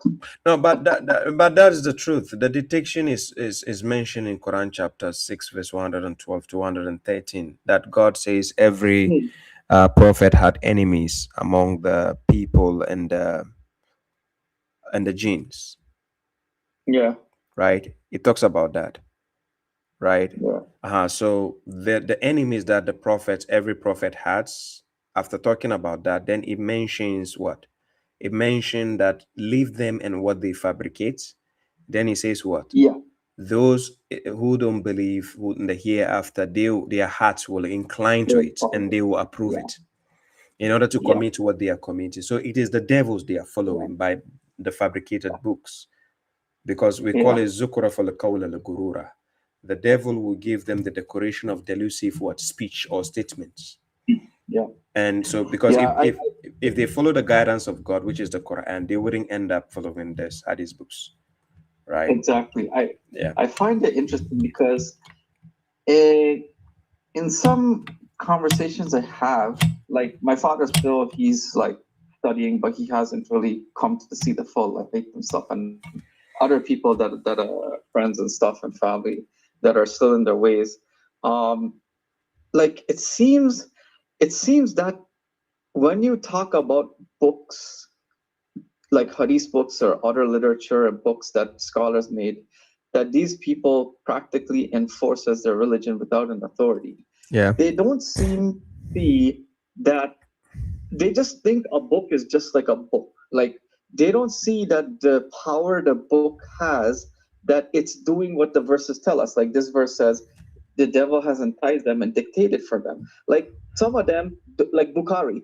Nobody met Bukhari. So you cannot say that you're being dictated, physically from Bukhari. How do you get dictated by Bukhari? Through his book. Somebody, somebody published the book and printed the book and compiled the book, and that is what is dictating to you. But for some reason, like they see that, like even one of them told me one time that association is only when you associate worshiping or depicting another god. Like they don't see that if you bring a book and you uphold this book to the same level as the Quran, and even if you don't say that, but you behave that way and you treat the book that way, that book is kind of like a god, like a demigod, because you're taking the dictation from there and you're saying this is your religion when God never said that. Yeah. You know what I mean? Like they keep downplaying the power of the book when God gives you broad concepts of shirk, broad concepts of your desire, broad concept of your inclination, broad concept of your ego, of God's even, right? Yeah. They think like everything is only worshiping physically. They think only God's physically. They don't understand that the devil can take forms of like books, narrations, things like this. That Of course, God never gave to. those books are meant to give you legislations. So Quran chapter 42 verse 21, God says, Am lahum shuraka shara'u lahum min ad-din ma lam yazanu billah. Do they have idols who have legislated for them of a religion to which God has not authorized? So legislations are found in books, right? So when the idols give legislations, where do you find them? In the books. And then this book is an object. It's a thing. So Quran chapter 4 verse 30 says, God says, worship God and do not associate anything with him. Yeah. So here you see it mentioned thing, shay'an. Wabudullahi wala yushriku bihi shay'an.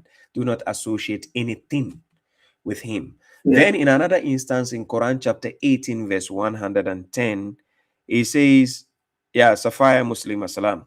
Then he says, Wala yushriku bi ibadatihi rabbi ahada. Do not associate anyone in the worship of his Lord. Do not associate anyone. So this anyone is an entity, a living thing. Anyone, a living human creature who you associate with God. But you see, the sectarians will tell us that if we don't follow the Hadith, we cannot be Muslims and we cannot practice Islam. So that becomes a legislation. Listen to how legislation works. Legislation goes with command. You see, when you take Quran chapter 17, when you start reading from verse 22, the wisdom of God that he has given us, when you start reading from 22 up to 39, God is telling you what to do and what not to do. So he says, do not pursue that of which you have no knowledge. That is a legislation. That's a command. Correct. Yes. You understand? And it tells you a lot of things not to do and what to do. So that becomes what we call legislation. Then the consequence of what you are going to face after breaking that command is what we call judgments. And both things are found in the Quran. So the judgment is found in Quran chapter 13 verse 37. God says he has revealed an Arabic judgment, meaning an Arabic judgment, meaning saying that the Quran has been elucidated in a language. When we say Arabiya, it is something which reveals itself to make something clear. Okay. Yes, to give you clarity. That is the word Arabiya. self-clarification. Yes, kind of thing. yes. So that is why God keeps using the word Kitabun Mubin, Quran and Mubin. Then you still have some foolish people telling you some verses of the Quran are unclear. No. Yeah, I never understood that. I don't understand how they don't see that's a clear-cut contradiction. Yes, it's a contradiction. And then the book says it's clear 900 other times. Yes. You understand? So let me give this example to why people don't understand this when I say they should stop saying the unclear. Look, academically, let's say you are a mathematics student, you are a mathematician, by a student growing up, coming academically to stages. You see, before you go to stage 2, let's say you are at stage 1. Before you go to stage 2, there's a mathematical equation which is unclear for you, the one at stage 1. The reason why you are seeing it as unclear, the one at stage 2, when you tell him it's unclear, he'll be laughing at you. Yeah. Because he knows the answer. So you don't say it is unclear. It is because you don't have the knowledge. That is why it is unclear to you. But you don't have to say it is unclear. You understand? And is that why that verse that talks about the decisive and the similar verses has the clause in there that says except I think it says except Allah and those deeply rooted in knowledge. With the knowledge. Yes. Yeah, something like that. Yes. Yeah. That is why it talks about the grounds in knowledge. You have to be firm in knowledge. Those deeply rooted in knowledge. So knowledge, and this is why in summary, in the judgment and the wisdom of God, he told us not to pursue that of which we have no knowledge. If you don't have knowledge about something, just stay away. It's simple. Yeah. But to go and say, that's what the Quran is unclear, so we have to go to the ulama to tell us what it means. What? Yeah.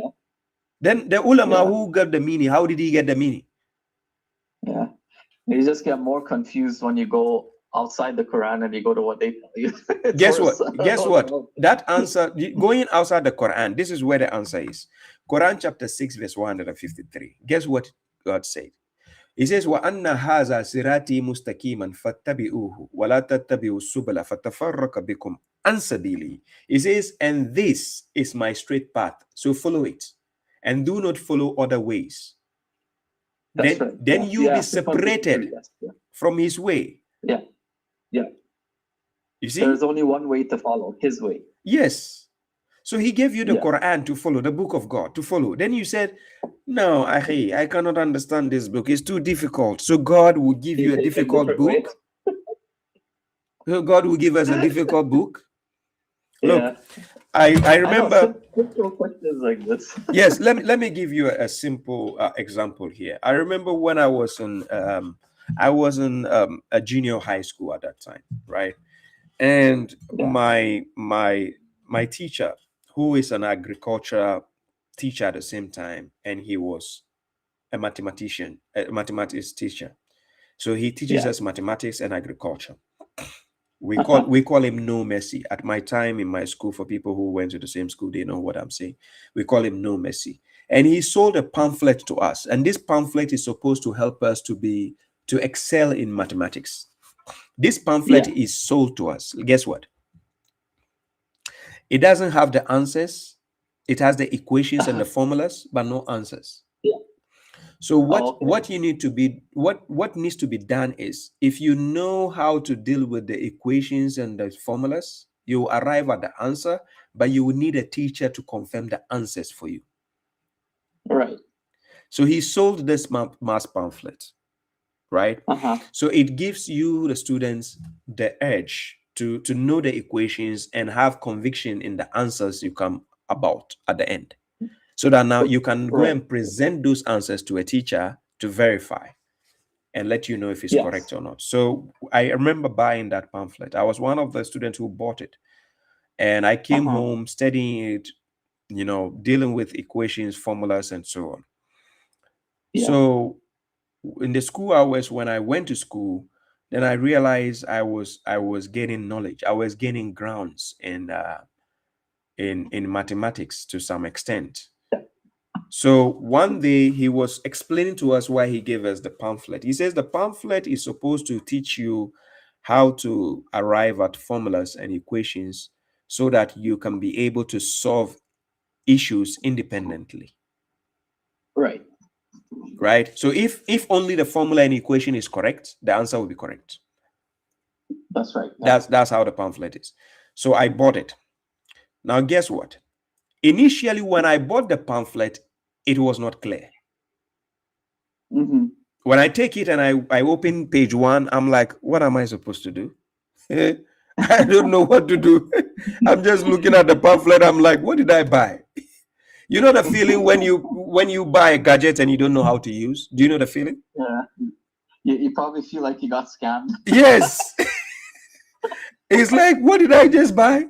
And I'm like, I don't know what so I went, the first time I went to evening classes in Africa, usually after school hours, there's something we call evening classes after the school hours. Okay. So you go to the evening classes where the teacher will now give you secrets of lessons in the school itself, the official hours.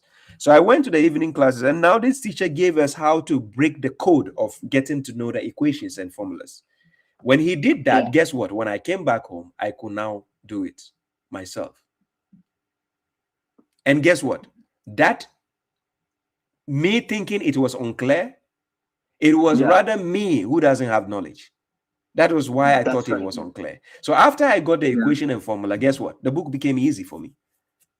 So when I was at home, I can just be putting the equations and formulas. You have the knowledge. That's it. That's all. That's what I'd say probably that's the number one thing with these mushriks. And maybe this is a skill that God grants to people who eagerly want this skill and are genuine and truthful. Is the skill to discern and not to conflate concepts. Like a lot of the times when I speak with my father or any other mushrik, most of the time is spent to separate their statements and separate the concepts, because they mash everything up like it's a soup, so that then they can present an argument from the hadith.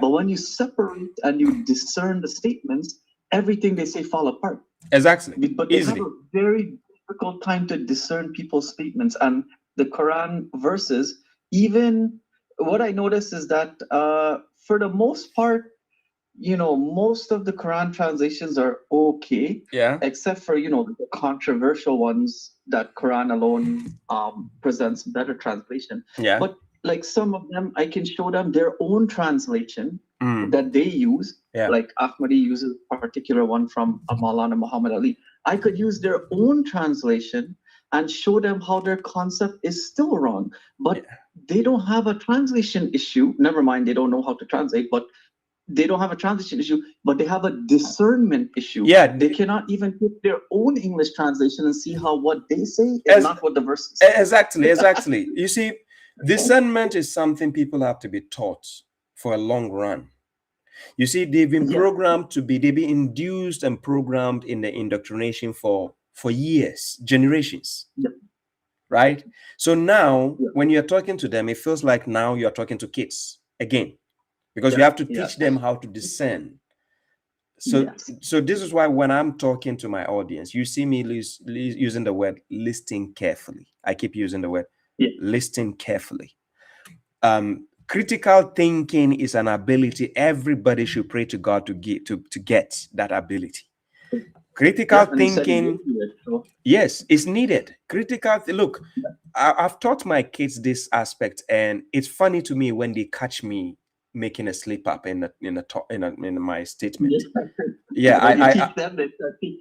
I'm serious. I laugh at it when my son does it or my daughter. I laugh at it because I need to teach them so that they can help me, because of course I'm not 100% perfect. So I have to do that so that when they can be my helpers. I would love for my kids to be better than me. Like any parent who doesn't wish his kids to be better than him or her is a selfish parent. 100% agree. I'm serious. If your child is better than you, it means they can hold you back when you grow old. You see? So sometimes I will say, in a trickish way, I will say some of the dumbest things to my son, and he'll look at me dead in the eye like this. And he'll give me a smile. Then I'm like, did I make sense? Then he'll like, no. I'm serious. He will look me and tell me, no, you did not make sense. Then I'll be like, why? Then he will explain to me how I didn't make sense. And it's true. Yeah, oh, yeah. But I intentionally did that. Yes, I intentionally would do that just to see if he's just going with the flow or if he knows what we are talking about. You see, you see, the other problem too is like particularly what I find in my culture is, you see, which is the Quran exposes their behavior. If, like you said, your son is young, and I find that it's mostly a lot of young people that develop this skill of discernment. Yeah. But for the older folks, which are the ones that are majority are mushrik and stuck in their ways, they feel, without listening to the content that you say, they feel like just because you're already a young person who has received the skill of discernment, they feel like when you try to show them something or teach them something, just to teach them, not to like insult them or something, they take it like as if you're attacking them because you're the little guy. They think like, you're a little guy. How come you have discernment? How come you have knowledge? Exactly. I'm the older one. I'm the one that has the experience and the knowledge. So they have that also contributes to them becoming like hard in the heart and deaf in the ears and all these things. Yeah, but that's the point. That's why God used the story of Abraham to strengthen us, to show us that is the reason. That is, we called it cognitive dissonance. You see that what transpired between Abraham and his people and his father. You saw what transpired. That is exactly the repetition of what we are facing. In the beginning, when I got the guidance of the Quran, my father, we became like rivals. Yeah. Right. In the beginning, it was in the initial stage going forward. Then things changed. Right. Yeah. Then my father started to descend and find the maturity in what I'm saying, and we talk, and so it goes to a point. Let me show you how it works. You see, it's just like a wife and a husband. It will get to a point where your wife or your husband, like between the two, I'm just talking in general, not to you, but in general, where you say something to the spouse, and the other spouse will feel like you are thinking they are stupid. Yeah. Even though that's not what you meant when you said what you said. But to them, they will be like, I'm not stupid. I know. Yeah. But what I want you to understand here is every human being has an ego. Every human being has it. But according to God, we have to kill that ego. You have to fight it. There's a way to fight it. Shall I think there's a verse that says something like that. Shall you take your ego as your God or something? Exactly. Yeah. So when we are dealing with our parents, there is this issue also. Sometimes I can just be at home and my pants just slip down a bit. I'm at home, and then my daughter will be passing behind me and she fix my panties up. She'll pull it up. So then I'll be like, excuse me, what did you just do? She said, yeah, your pant is going down. I'm fixing it to you. I'm like, you do that to your little brother, not me. She said, no, but your pant is showy. And I'm like, I'm at home. And she's like, no, you need to fix it. Now, can you imagine my daughter acting like I'm the kid, right? Yeah, and she's the parent. Yes. So, but I can tolerate that. But sometimes it's funny, right? So just take the notion of adults and your wife or the husband saying something, and then the other person like, I'm not stupid. Now take the instance of our parents now. So the parent is thinking, you little guy who have been pooping, peeing, and I wipe your pee, I wipe your poop. You want to teach them? Yeah, you want to teach me about God? Like this is very real. It's very real. This is how their brain works. So when I gained the wisdom on how to talk to elder people, I realized there are certain sentiments you have to take out of the conversation when you're talking to them. Yeah. Oh yeah. When I realized that with mushriks, never approach personally. They will do that job for you. Yes. They will do that job for you. So you never have to initiate personally. They always take it personally after take the argument personally. But in my experience is very similar with my dad. So when I first learned about you and the Quran alone, I read a lot of different articles on Quran alone, a lot on the Hadith and the mess of Hadith. And I remember basically I printed a bunch of these articles and I gave it to my father at that time I was attending the Ahmadi mosque where we all were attending. Yeah. And I gave him a bunch. I thought like this guy would read it and his eye would open up, right? No. So then when I had a follow-up discussion, then I'm like, oh, that didn't do nothing. That just made this guy agitated. And he was, in the beginning, he was very staunch on defending the Hadith. So he didn't believe in all. He accepted only ones that agree with the Quran. Yeah. But I still gave him my rationale on why that doesn't fit in the deen and whatnot. But yeah, he was very hardcore, similar to your dad. And then after we started to have a few discussions and go some topic by topic, and I find that when like you said earlier in the program, when the person asks questions, that means you're on a good trajectory. Yeah. If you just sit there and you don't ask any question, you're a lost cause. As he began asking me more questions, he became curious. He kept saying, oh, Baba Shoaib says this, Baba Shoaib says that, and then I corrected him because he doesn't watch half the content properly. Yeah. He kind of ran out of excuses to give, and he was kind of forced to go investigate because he has that nature in him. He does go back to verses if you give him something to ponder on and say, hey, go look at this verse, go look at this. He does do that and come back. So I find, like, pretty much like what you said, where he is today compared to where he was 2 years ago is quite a substantial difference in his thinking when it comes to Islam. Yes. Unfortunately for my mom, it's the opposite. It's the ego thing. So like I've already been told by my mom that I've gone astray as soon as I went to Quran. It was on an Eid day too.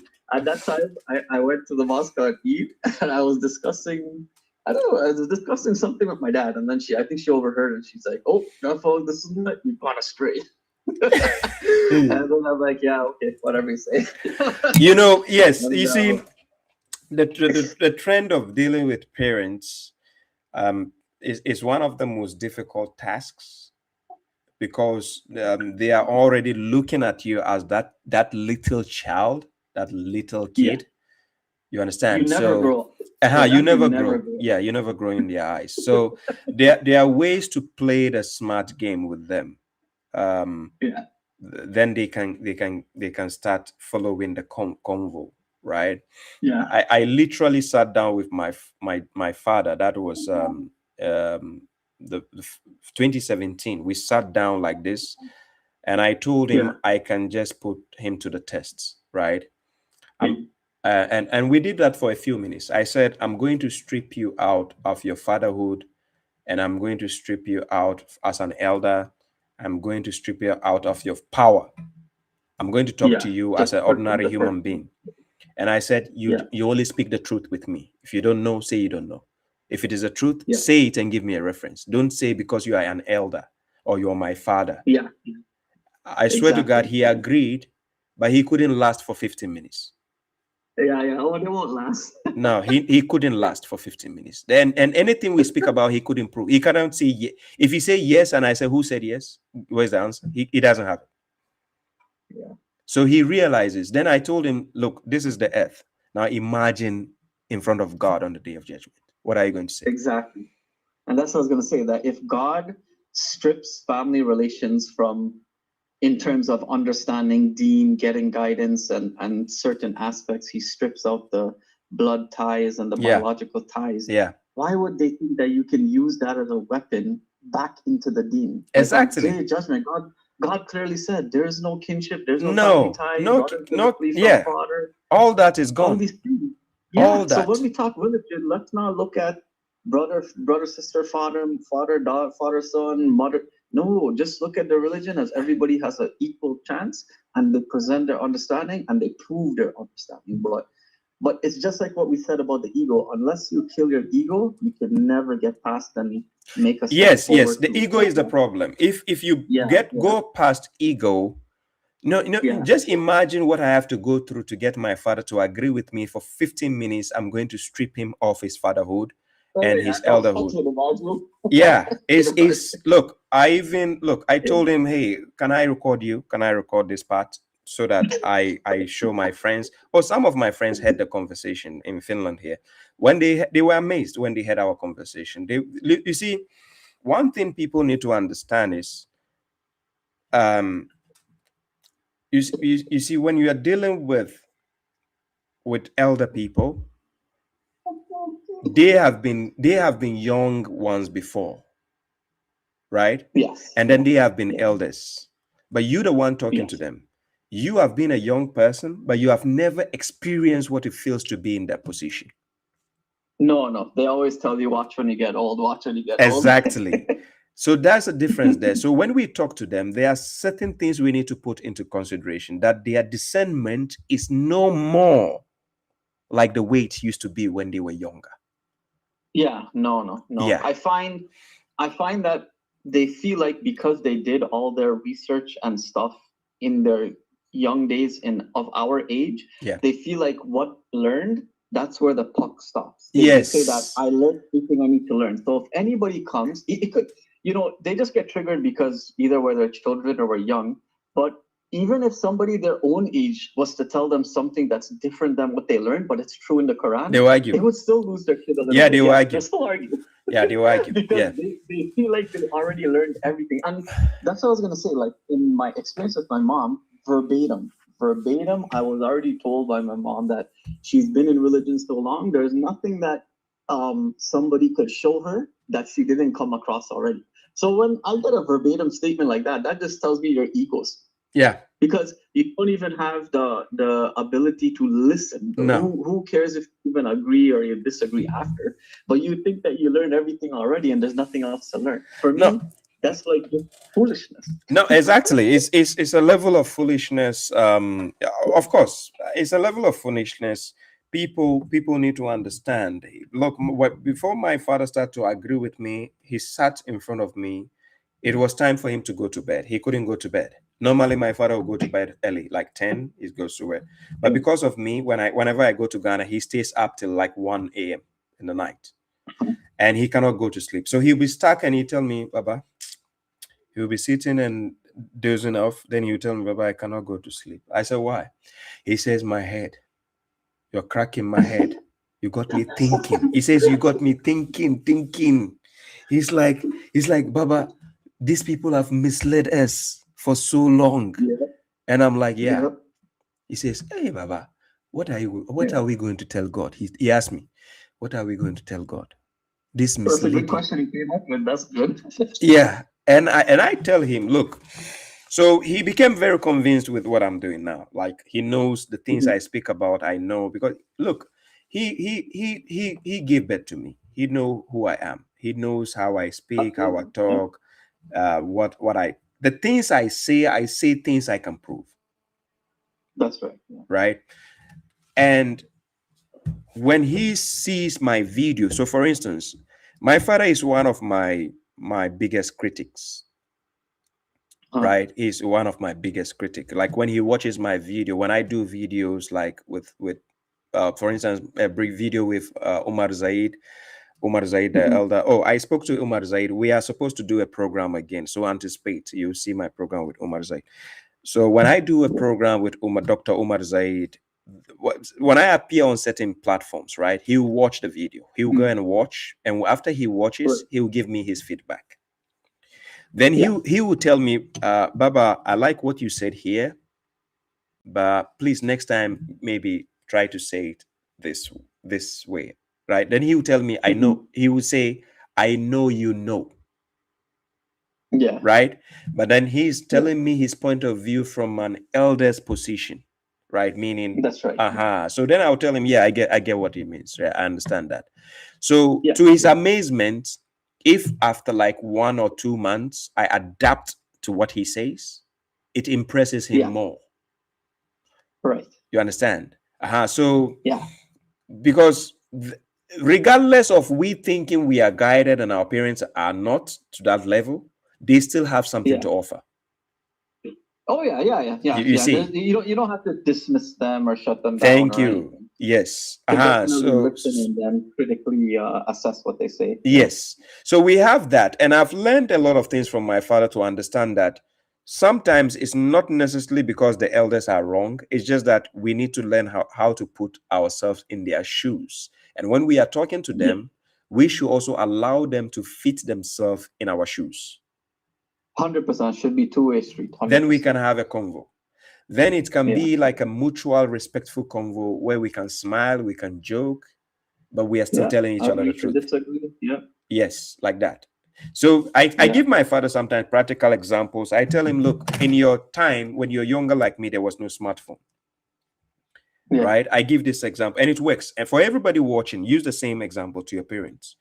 I said, in your time, there was no smartphone. If you're lucky, you might have used 3310, right? But there was no smartphones. So now there's smartphones. And guess what? We are the ones teaching them how to use smartphones. Yeah, of course, yes. You see, so this is what they fail to realize. Even though the Quran is an ancient book, it doesn't mean at their time they've studied everything from it. Exactly, and some things will manifest itself in different forms. Yes, in different forms at a later time. Yeah. Exactly.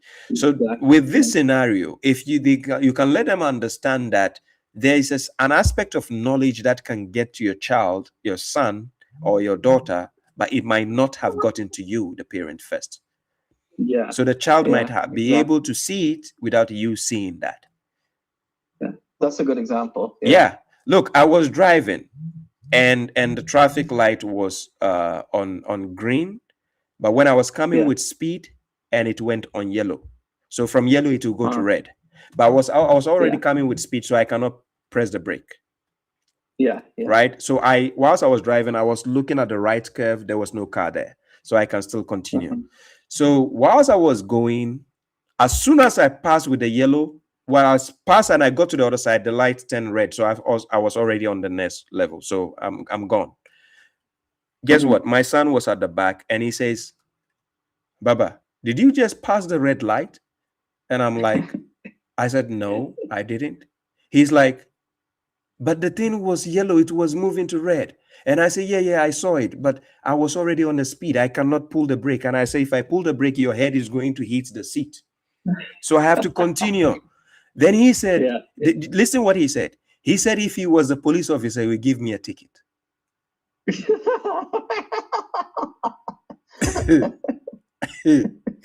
Can you imagine I have a snitch in my car?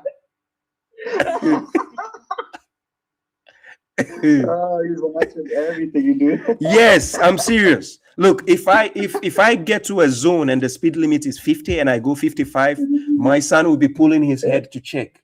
It's like, Baba, here's 50.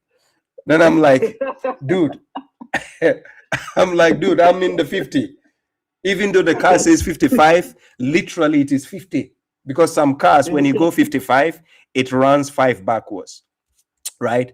So I'll tell him, hey, I'm still in the limit. He cross-checks everything. And this is from me because I taught him all that, how to discern, how to pay attention to his environment. So for me, at the same time, it's fun. But at the same time, I'm scared. Yeah. It's a double-edged sword kind of thing. Yeah. Yes. You see, so the point is, you see, he is being a traffic cop. Yes, that's the point. But the reason why he's like that, because his favorite game is Need for Speed. He knows how to play this car game. Oh, yeah, okay. Need for Speed. So he knows. Yeah, he knows the traffic rules and everything. He knows about cars. Like this guy knows typically every car. If we are driving and you see any nice car out there, you say, "Baba, look, this is a Chrysler. This is a Ferrari. This is Lamborghini." He knows all the cars. So that is the fun part. So I think we as parents, when we know the truth, we can share this truth with our family, our kids, our wives, our husbands. We have a discussion. We can talk about things. It doesn't necessarily mean we have to agree on everything. It brings so much peace, like it does. When you put aside the falsehood and you just talk about the truth, like it has that natural tranquil effect on you. You know what I mean? So it's nice. Yeah. Anyways, I won't take up much time. Just one more thing I want to mention that I kind of came in my head. The verse you mentioned about 6153 with following the way that God said and don't follow any other ways that lead you. It reminded me of my uncle. And one time you did 2 reels on that Dr. Nasser Khan, Farah Nasser or Nasser Khan with he quoted chapter 25. 30 about when the messenger say the people abandoned, and then he said something like, "Oh, didn't Baba read 2 verses up or something? It says that if the guy had taken away with the messenger," and he tried to insinuate that the way with the messenger was the hadith. I thought the other day rebuttal to that was, I can't remember, I think it's chapter 6, I can't remember the exact one, but there's an ayat that says kul, and then it says, I pose no, I think, adversary for you, and I have no right course for you. He's telling the people. Chapter 7, verse 187 to 188, where the prophet said he doesn't know the future. Yeah. Yeah, so in that verse, when it says that I don't control no course for you, or I don't know the course for you, how is it possible the messenger is going to show you his own way if in another verse he's telling you he doesn't control nothing for you and he doesn't have the right course?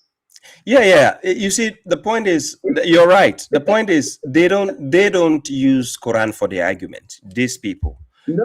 When they quote a verse, then they stick out away from the Quran, then they go and take Hadith. As a matter of fact, to simplify, the answer to his argument is found in chapter 12, verse 108. The messenger says, Kul hazi sabili adu ilallah. He says that this is my way. He's pointing the Quran and says, this is my way. I and whoever follows me. Follows me, yeah. So the messenger's way himself is the Quran, not something else. So that's why I find it funny that the other verse he's telling, they are saying in 25 that the messenger is telling people that, if I had taken away with the messenger, but then you go to that verse in chapter 7 and that the same messenger is telling them, I don't control any right course for you. Exactly. So, how could he show you a way if he's telling you he doesn't control any right course that's for you? the He doesn't point. know the right course. That's the point. He doesn't know. So, but the Sunnis will keep making an argument, and this is why when they meet the Christians, they look like clowns. When they meet a one-on-one, you know, That's the thing. The Christians, they have the discernment skill a little bit edge over them. Yeah, they do. Yeah, they do. Christians have the discernment and they like to listen carefully to use that. So I like the things the Avery and some shampoo they are doing to them. I like it when they are doing to the Sunnis and sectarians like that. But anyways, thank you very much, Umar Satawar. I need to end the YouTube stream. I'll still be on TikTok for like 1 hour more. But YouTube needs to come to an end. My regards to your family. Thank you very much. I appreciate you calling in. God bless you, man. Peace. Yeah. So, guys, that is Umar Satawar from Canada. For YouTube, I need to bring the stream to an end. Somebody tried calling. I don't know. Somebody tried calling. Should I call the person back? I don't know. Somebody tried calling.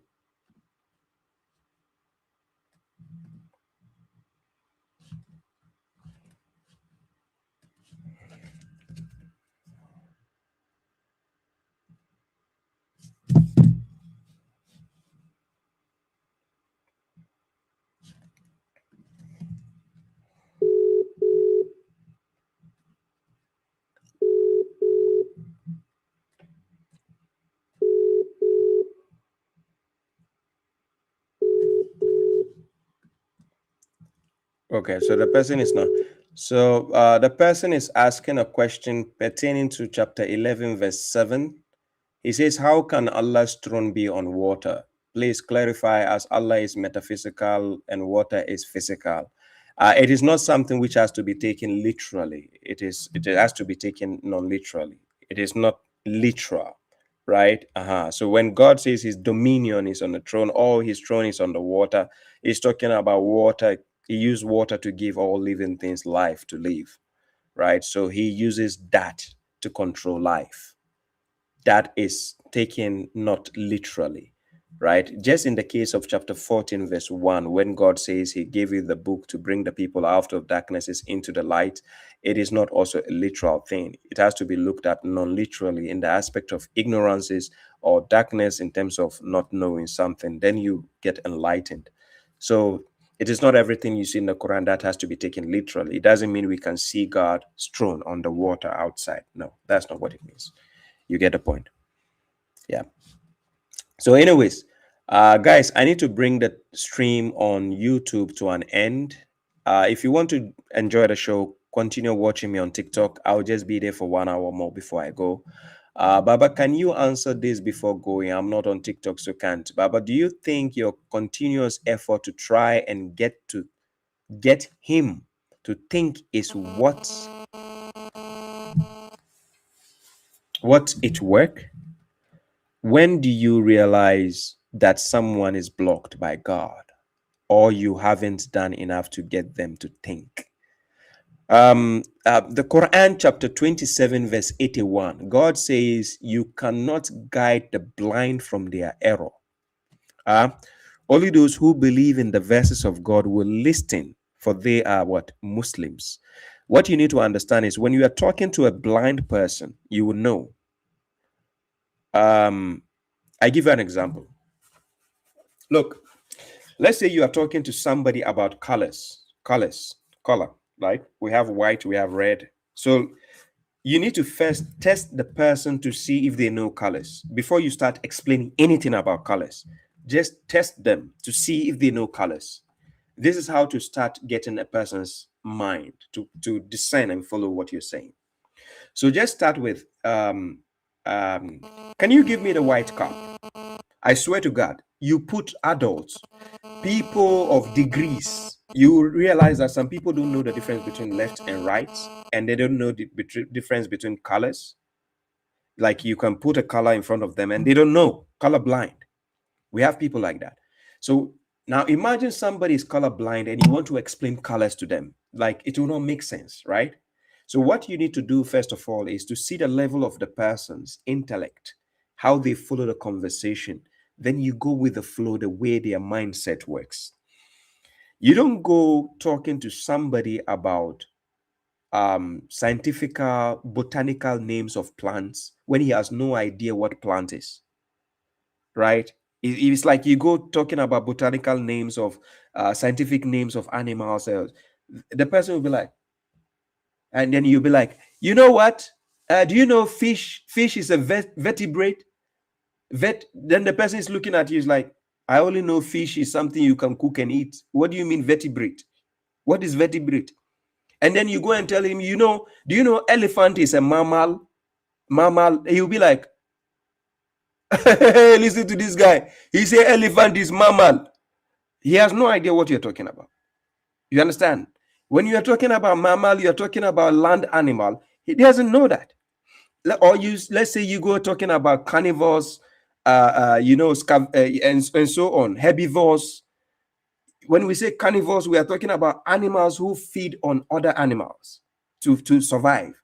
When we talk about herbivores, we talk about animals who eat vegetables or plants to survive.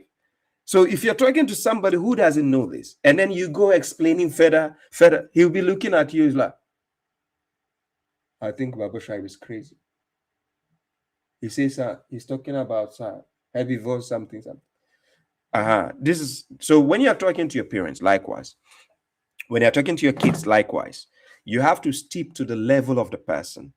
Then you break things down according to the logic so that you'll be following the conversation to see if they are following. So this is why when we say certain things which are which is extreme, in our logic, we might think it's simple. It is because you have realized it's simple. So when you're talking to the next person, don't look at it like it is simple. Always look at it in the bigger picture as their brain will see it.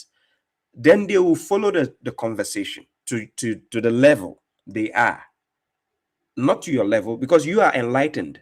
So when you are talking, and so this is why when you know how to use a computer and somebody next to you doesn't know how to do something, how to check even their email, you see how it's annoying when you're teaching them how to open their email. You get pissed off, right? You'll be like, just go to the user site, just put your login ID. Then still they don't know what to do. They're like, can I use the mouse to move? Then you'll be like, just use this. So you get pissed off, right? Now, in a similar way, this is why when you see Baba Shripe dealing with the people with the heebie-jeebies, you see me tranquilo, trying to calm my nerves down and talk to the person, because I can already understand the levels, the person's brain. So I don't need to, this is why when I get tired, I say, are you married? Go and get married. Because only his wife can help him, or only the spouse can help him at that point. And I cannot help anymore. You understand?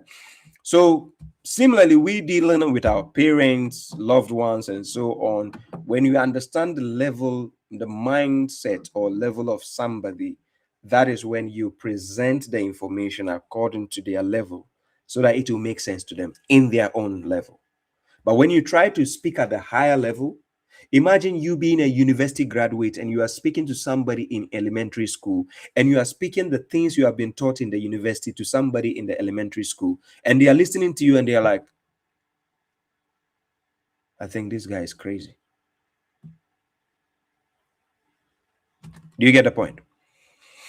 So understand people's level before you break things down. It is difficult. Trying to convince a person when they are not, the intellect is not at your level, they will not understand what you're saying, right? So guys, this is where I bring the YouTube session to an end. Thank you all. Thank you, XFZ.18. Thank you for your questions. One Energy, thank you for the support. Abbas Koroma, thank you. Guys, I'm still on TikTok though. I'll be here for like 1 hour more before I go. Thank you very much. All those on YouTube, thank you for the super chat. Thank you for the gift. Thank you for the likes. Thank you for the sharing. Thank you for the comments. Thank you for the calls. I appreciate all of you. One love. God bless you all for the support. Thank you. Thank you. Thank you. Thank you. Thank you. So yes, this is where I call it a day. For those who have a TikTok account, you're welcome, right? But till then, I will say hasta la vista. I'm out.